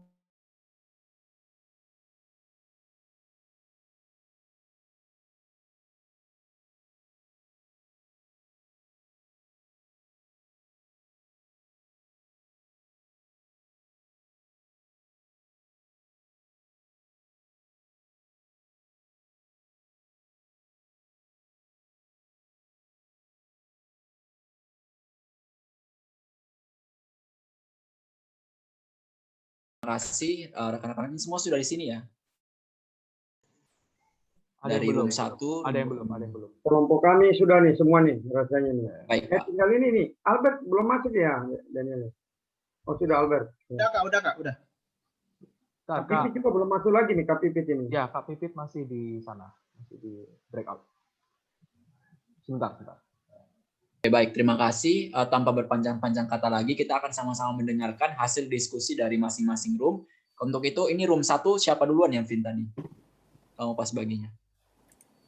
Grupnya Kak Anton tadi room 1. Oke. Kalau begitu, waktu dan kesempatan saya berikan kepada grupnya Kak Anton untuk menyampaikan hasil diskusi berkaitan dengan 3 pertanyaan. Secara singkat saja ya, Kakak dan Ini teman-teman. mahasiswa nih yang suruh saya bacain. Intinya adalah bagaimana sikap seorang Kristen. Pertama harus baca, harus tahu. Ya, diskusi dari teman-teman tadi, jadi jangan asbun. Jangan pernah berani bicara tentang satu isu tanpa kamu tahu, karena ini adalah mahasiswa, ini adalah komunitas sosial intelektual. Jadi jangan, tetapi harus kritis, harus berani untuk menyuarakan, kayak gitu. Terus yang kenapa perlu? Karena perlu keterlibatan publik untuk mengontrol kekuasaan. Kenapa begitu? Karena kita tahu bahwa teman-teman yang ada di partai, walaupun kita sudah terwakilkan, tetap mereka adalah keterwakilan kelompok dan partai itu kadang-kadang besar. Itu yang pertama. Yang kedua adalah jangan lupa diingat adalah mereka adalah manusia yang sudah jatuh dalam dosa. Kalau ditanya tadi itu apa Christian view-nya ya di situ. Tetapi terus bagaimana? Kan kita bisa juga, ini sangat subjektif, dan kita juga sama kok manusia yang jatuh dalam dosa.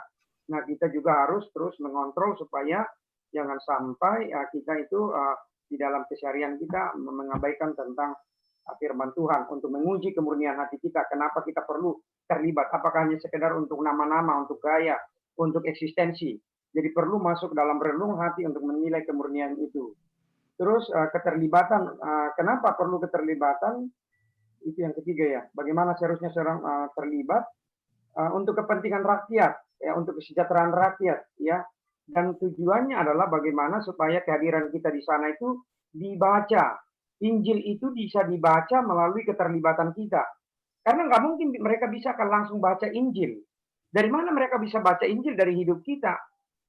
Seorang pimpinan di Bank Indonesia mengatakan bahwa dia benar-benar bingung orang anak-anak Tuhan yang ada di tempat kerja dia itu sangat tidak bisa mengintegrasikan antara pekerjaan dia dengan apa? Dengan iman dia.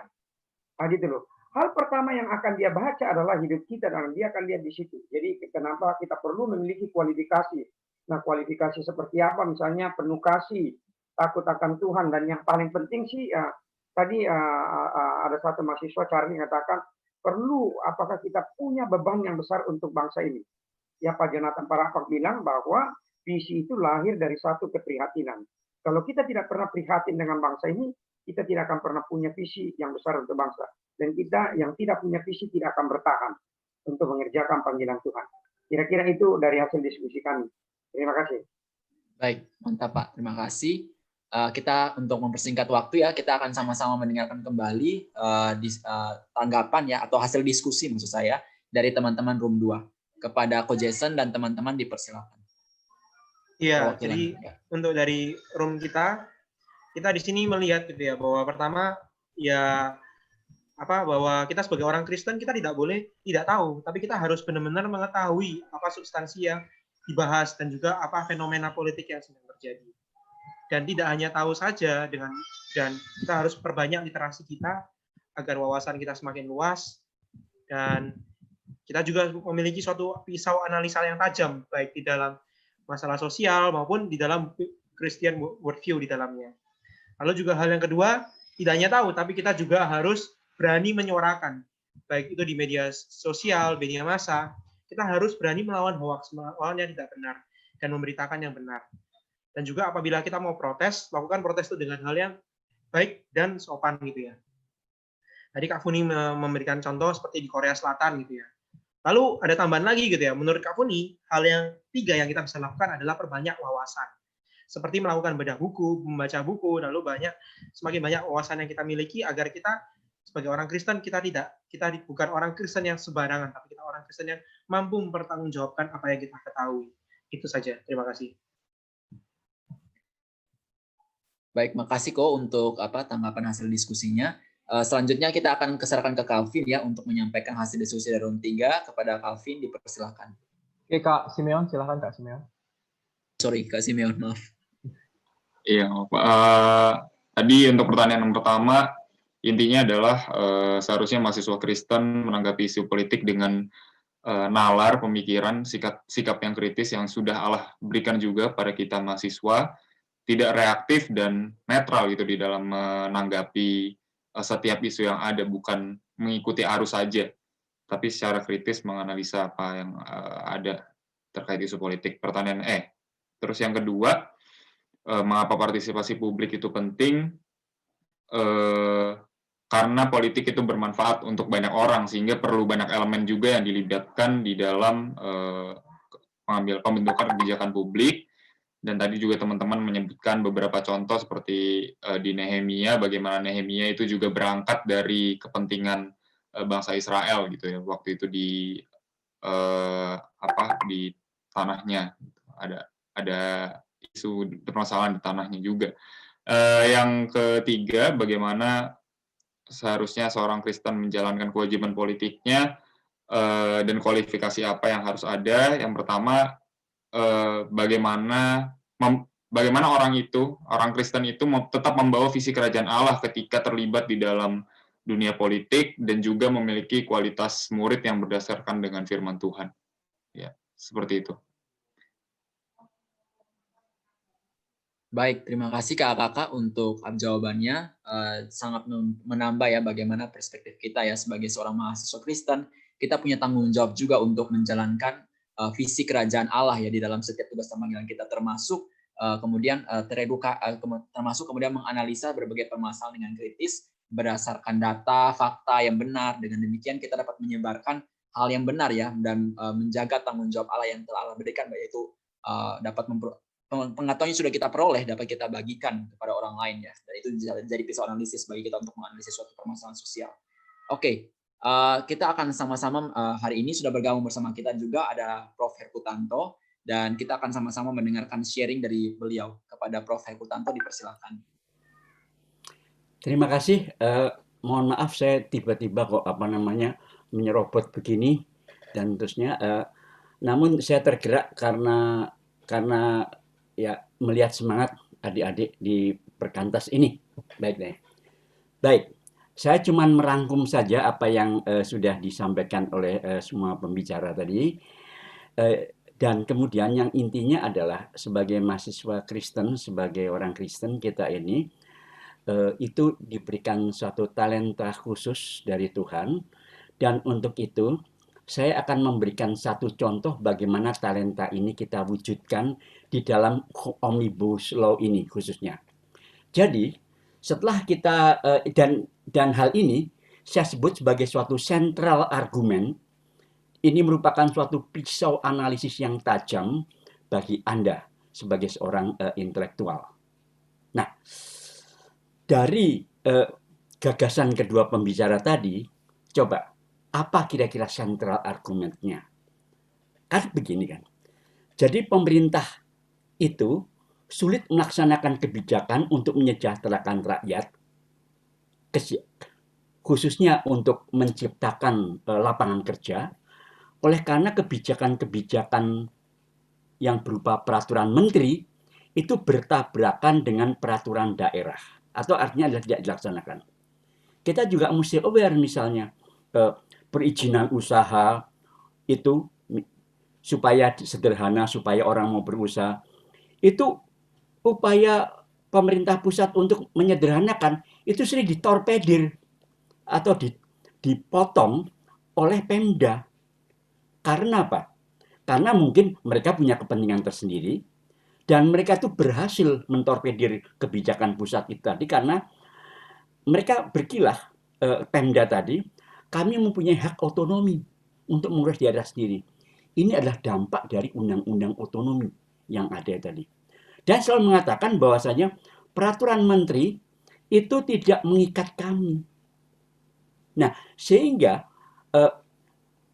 Pemda tidak melaksanakan apa yang dikatakan oleh presiden misalnya.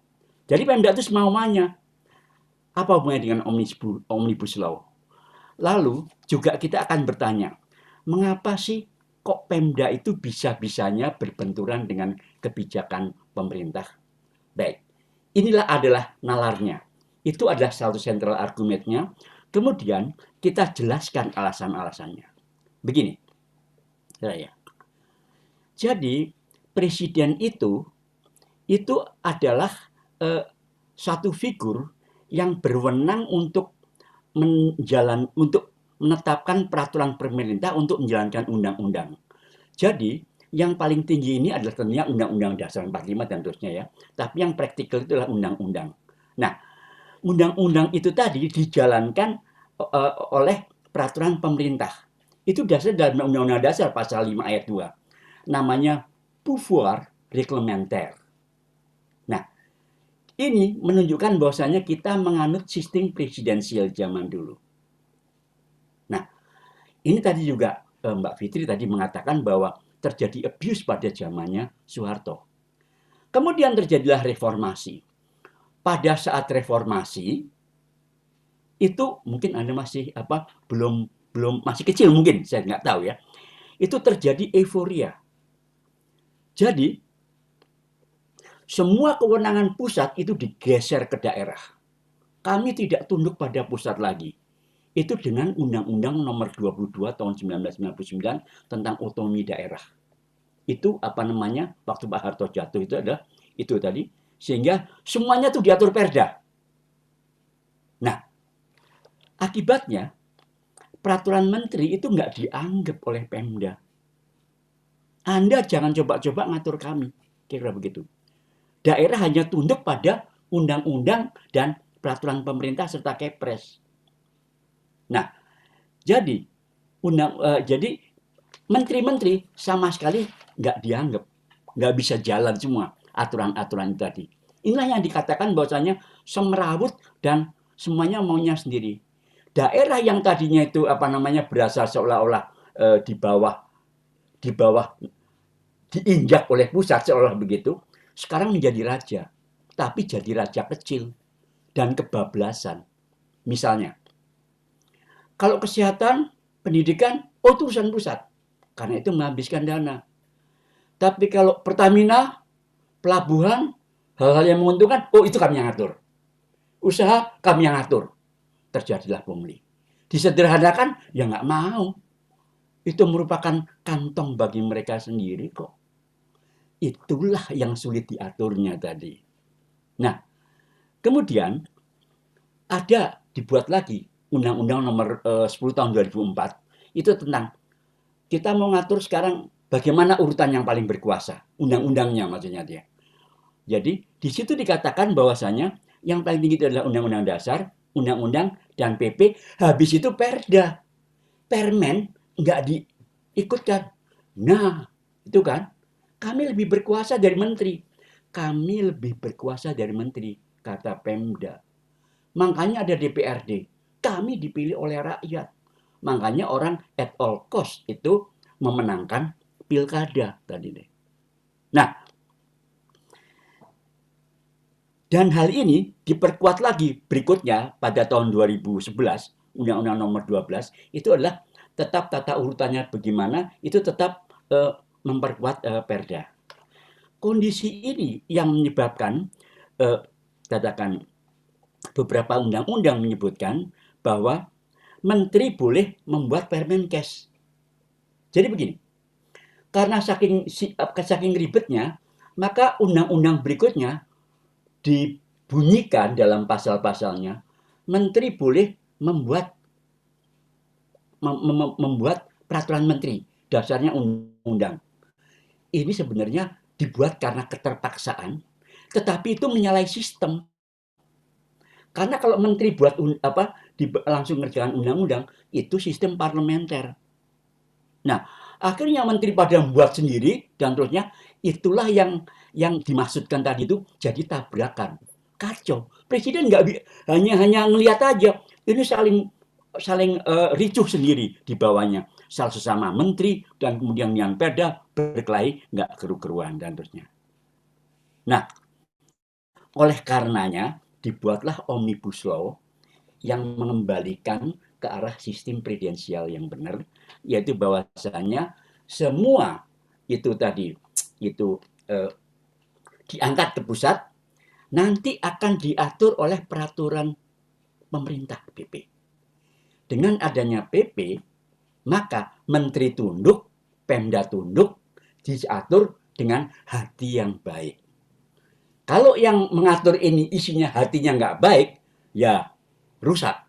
Tetapi ya kita doakan saja semoga pimpinan nasional ini itu adalah hatinya baik dan mengisi semua peraturan pemerintah PP tadi itu dengan baik. Dengan PP tidak ada alasan lagi pemerintah daerah itu akan tidak tunduk. Gitu juga dengan para menteri. Jadi itulah kira-kira kenapa kok undang-undang Omnibus Law ini dilakukan. Nanti, dan ini baru sebagian, yaitu ini baru lapangan kerja. Nanti ada yang lain dan terusnya. Ini bikin lapangan kerja aja kok susah amat sih. Habis yang mempunyai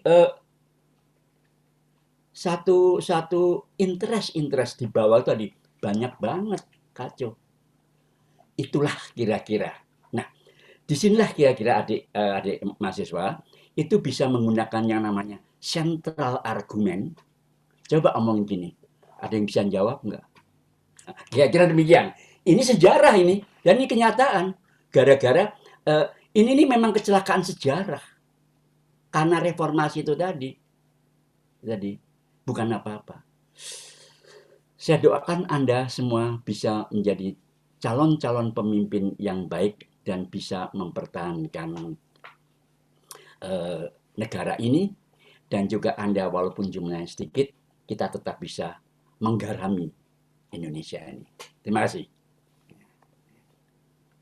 Terima kasih Prof. Herkutanto untuk sharingnya, menjelaskan kembali perspektif yang relatif baru ya, tadi belum sempat disinggung oleh kakak tentang kepentingan pemerintah daerah juga di dalam pembuatan Omnibus Law ini dan bagaimana kemudian ini akan sangat berpengaruh juga terhadap peraturan daerah nanti yang ada di bawahnya. Dan terima kasih sekali lagi Prof. Herkutanto sudah membukakan kepada kami perspektif tersebut dan realitas tersebut. Berikutnya kita akan masuk pada acara berikutnya, yaitu kita akan mendengarkan tanggapan dari kakak narasumber ya dalam hal ini berkaitan dengan bagaimana jawaban atau hasil diskusi ya berkaitan dengan 3 pertanyaan tadi yang telah didiskusikan oleh teman-teman baik di room 1, room 2 maupun room 3. Kepada waktu pertama saya berikan kepada Kak Funi. Ini closing statement ya Kak, jadi mohon dipersingkat dan poin-poin. Terima kasih Kak. Ya, silakan. Oke, terima kasih Mas Mbak, Pak Bu gitu yang hadir ya. Saya sangat sebenarnya terberkati juga lewat wadah ini ya. Jadi ini semacam saya pribadi jadi lebih semangat gitu untuk akhirnya menulis tulisan-tulisan yang bisa semakin mencerahkan gitu. Dan mungkin sedikit kesimpulannya dari saya, ya jadi kembali lagi sih bahwa sebagai orang Kristen kita jangan lupakan esensi kita bisa mulai dari doa dan kita bisa bergumul gitu ya. Dan di mana ya Tuhannya kira-kira aku bisa melakukan itu, misalnya beban kita tuh di mana. Dan tapi kita juga tidak boleh melupakan di sini adalah soal tadi ya pengetahuan, wawasan, kebangsaan, terus juga apa yang terjadi saat ini. Ini kita perlu kaji seperti tadi kata Prof. Herkutanto, itu sangat penting sekali gitu ya, supaya kita ini akhirnya bisa punya sebuah gagasan yang tidak ikut arus, tapi kita juga bisa menilai sesuatu itu dengan lebih jernih lagi. Itu aja sih dari saya. Terima kasih banyak untuk kesempatan yang diberikan. Mohon maaf kalau ada salah kata dan kekurangan. Terima kasih Kak Funi. Berikutnya kita akan mendengarkan closing statement dari Kak Fitriana kepada Kak Pipit. Saya persilakan. Terima kasih. Sebenarnya itu dari Prof. Herku udah closing statement banget ya. Aku hanya mau mengingatkan kembali kepada teman-teman bahwa politik itu sama seperti dunia-dunia kerja yang lain, dunia pendidikan, dunia bisnis gitu ya. Semuanya ketika ada di dunia, berarti semuanya itu jatuh dalam dosa gitu. Jadi jangan memandang politik itu kotor, tapi bagaimana kita menggunakan cara pandang kita terhadap politik itu gitu. Bahkan kalau kita ke dunia pendidikan, dunia kesehatan, dunia bisnis pun juga itu sudah jadi dunia kerja yang sudah jatuh dalam dosa gitu. Jadi bagaimana sih caranya kita aja yang seperti memegang pisau gitu. Jadi bagaimana pisau itu dipakai oleh siapa gitu. Nah, kalau tadi ada teman-teman bilang saya mau ke politik itu kan praktis gitu. Tidak hanya sebatas itu sebenarnya, karena lebih luas lagi bahwa teman-teman bisa baca di Yeremia 29 bahwa kita harus mendatangkan kesejahteraan kepada kota di mana kita dipercayakan gitu ya, di mana kita tinggal. Jadi itu sebenarnya cara kita memandang politik gitu. Nah, kalau dengan isu ini, mari saya mengajak teman-teman sebagai kaum intelektual muda, seorang Kristen yang bertanggung jawab gitu ya untuk mendatangkan kerajaan Allah di dunia. Mari benar-benar melihat data dengan baik gitu ya. Kalau misalnya draft yang beredar itu sebenarnya nggak boleh beredar dulu gitu. Harusnya ketika draft sudah diberikan kepada presiden itu baru boleh beredar. Ini cuma ada oknum gitu ya. Dan memang waktu kemarin itu pimpinan DPR juga agak marah gitu ya. Dan harusnya kalaupun itu beredar harusnya dikasih tahu bahwa itu file yang masih dirapatkan gitu. Memang betul kata Mbak Funi bilang bahwa IT kita memang masih PR gitu ya untuk peningkatan kapasitas building untuk IT dan segala macam, termasuk dengan PR kita sebagai bangsa yang besar sebenarnya iliterasi versus dengan transparansi gitu ya. Bagaimana kita meningkatkan literasi kita, tapi di satu sisi kita juga berharap gitu ya ada sebuah iklim transparansi yang bagus dari government itu sendiri gitu. Itu aja sih. Terima kasih. Baik, terima kasih Kak Pipit ya untuk closing statement-nya. Dan terakhir kita akan sama-sama dengarkan closing statement dari koko kita, Kak Jason, dipersilakan. Ya, thank you Riz. Ya, terlepas daripada pandangan kita mengenai Omnibus Law ya, pro atau kontra, tetapi yang satu hal yang kita harus tahu bahwa sebagai orang Kristen, kita tidak boleh menjadi orang Kristen yang hanya asal percaya. Kita harus mempertanggungjawabkan segala apa yang kita pikirkan, apa yang kita berkatakan, karena itu merupakan bagian kita dan apa yang kita pertanggungjawabkan di hadapan Tuhan gitu ya, sebagai pembawa terang dan untuk menggarami dunia ini. Tapi terlepas daripada itu, di sini aku mengambil satu garis gitu ya, bahwa perjuangan reformasi Indonesia ini belum selesai dan masih perlu kita kerjakan lagi. Baik itu baik itu nanti kita akan mendukung Omnibus Law atau mungkin seperti apa, tapi di Indonesia masih banyak lah yang harus kita kerjakan. Dan di tengah kegelapan ini, marilah kita sama semua bergandengan tangan, kita menjadi lilin-lilin. Mungkin kita melakukan aksi-aksi kecil, lilin-lilin kecil, tapi biarlah kiranya lilin ini dapat menerangi dunia kita, dan kiranya kita boleh menjadi berkat bagi orang-orang yang lain. Terima kasih. Baik, terima kasih.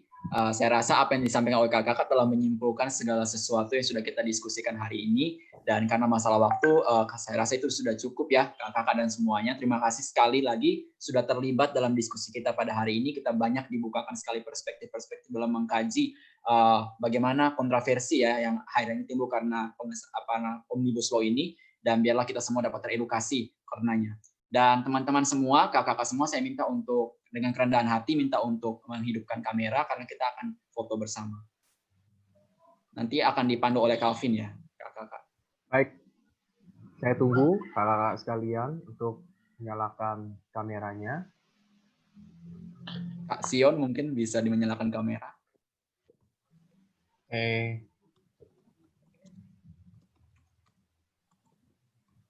Kalau misalnya ada halangan apa? Ada lagi kakak-kakak, Kak Gusto, Claudia, Kak Igo, Kak Sion.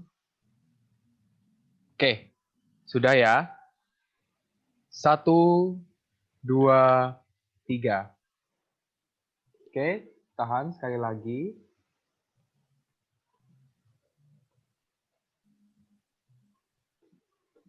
Bentar. Oke. 1, 2, 3. Oke, saya kembalikan ke moderator. Baik, terima kasih Calvin sudah memandu, dan kita sudah tiba di sesi akhir kita, dan kita akan tutup ya, karena kita sudah mulai dalam doa, Tuhan sudah pimpin kita akan tutup bersama-sama dalam doa. Kita berharap agar apa yang sudah kita dapatkan hari ini, ilmu yang sudah kita dapatkan dapat kita sebarkan kepada orang lain, dapat kita jadi berkat di sana ya, dan menggarami ya dunia, terkhususnya dunia politik kita, dan menjadi berkat di sana. Nah, dengan kasih Kristus lagi, saya minta kerendahan hati Pak Anton untuk pimpin kita dalam doa bersama. Doa penutup. Mari kita berdoa. Terima kasih Tuhan untuk forum ini kami boleh dicerahkan, diberkati oleh Tuhan. Terima kasih untuk orang tua kami, Pak Erpontanto yang boleh hadir untuk memberikan beberapa sumbangsi pemikiran. Terima kasih untuk Uni, terima kasih juga untuk Pipit dan Jason yang Tuhan sudah siapkan. Dan kami semua yang boleh terlibat di dalam diskusi ini. Kami ada di bangsa ini Tuhan. Biarlah ya Tuhan kami boleh mengerjakan apa yang Tuhan perintahkan di dalam Yeremia 29:7. Untuk mensejahterakan kota di mana kami Tuhan tempatkan. Untuk terlibat di dalamnya. Untuk tidak berpangku tangan. Untuk sungguh-sungguh berdoa mencari kehendak Tuhan. Apa yang semestinya kami lakukan. Hamba berdoa ya Tuhan, persiapkan anak-anak muda ini untuk masuk di dalam profesi mereka secara khusus yang terbeban di dalam dunia politik. Kami berdoa ya Tuhan, supaya dari forum ini lahir anak-anak muda yang boleh Tuhan pakai untuk pengembangan kesejahteraan masyarakat melalui bidang politik. Tuhan tolonglah. Hormat kemuliaan kami sampaikan dan kami panjatkan kepada Allah Tritunggal. Di dalam nama Tuhan Yesus kami berdoa. Amin. Amin. Baik, sekali lagi terima kasih untuk kakak-kakak, terut khususnya untuk narasumber. Ada Kak Fitriana, ada Kak Funi, ada Kak Jason, ada Prof. Herputanto juga yang di tengah kesibukannya sudah menyediakan waktu untuk sharing kepada kami ya, perihal terkait dengan perspektif-perspektif baru soal RUU Omnibus Law ini, bahkan kepada seluruh rekan-rekan yang sudah terlibat dalam FGD sosial politik kita. Kali ini kami ucapkan terima kasih. Kami berharap kita semua dapat bertumbuh bersama-sama di dalam kasih Kristus, di dalam iman, dan kita boleh ke depan boleh sama-sama menebus ya mandat budaya kita masing-masing, utamanya untuk kemuliaan Tuhan dan demi visi kerajaan Allah di muka bumi ini. Terima kasih kakak-kakak semua untuk diskusi yang sangat memberkati hari ini. Prof. Herputanto, terima kasih sudah bergabung dengan kami. Terima kasih sama-sama. Shalom untuk semuanya. Puni, thank you Puni. Terima kasih Terima kasih, Kak Bro. Puni. Terima kasih, Kak Puni. Terima kasih Terima kasih, Pipi. Kak Kak Fitriana. Pipit, terima kasih. Izin. Baik, Tino dari Bali, thank you juga. terima kasih. Ya. Kasih semuanya. Ada pakar politik dari Bali tadi itu. Terima kasih Kak Sion. Oh ya. Ini. Nanti next meeting baru dia akan join Ya. dan mungkin Tamantik salah satu. Ya. Ada. Oke, thank you ya. Uni, thank Baik. you. Yo, sama-sama, Kak. Ya. Kakak-kakak. Bye. Baik, makasih. Pipi, thank you Pipi. Sudah Pipi terus keluar. Aku ini dulu dari PMK mana ya Puninya? Aku dari Jakarta sih, Kak. UI dari Aslinya aku UI. dari Batu Malang. Tapi dari UI ya. Dari UNJ Negeri Jakarta sama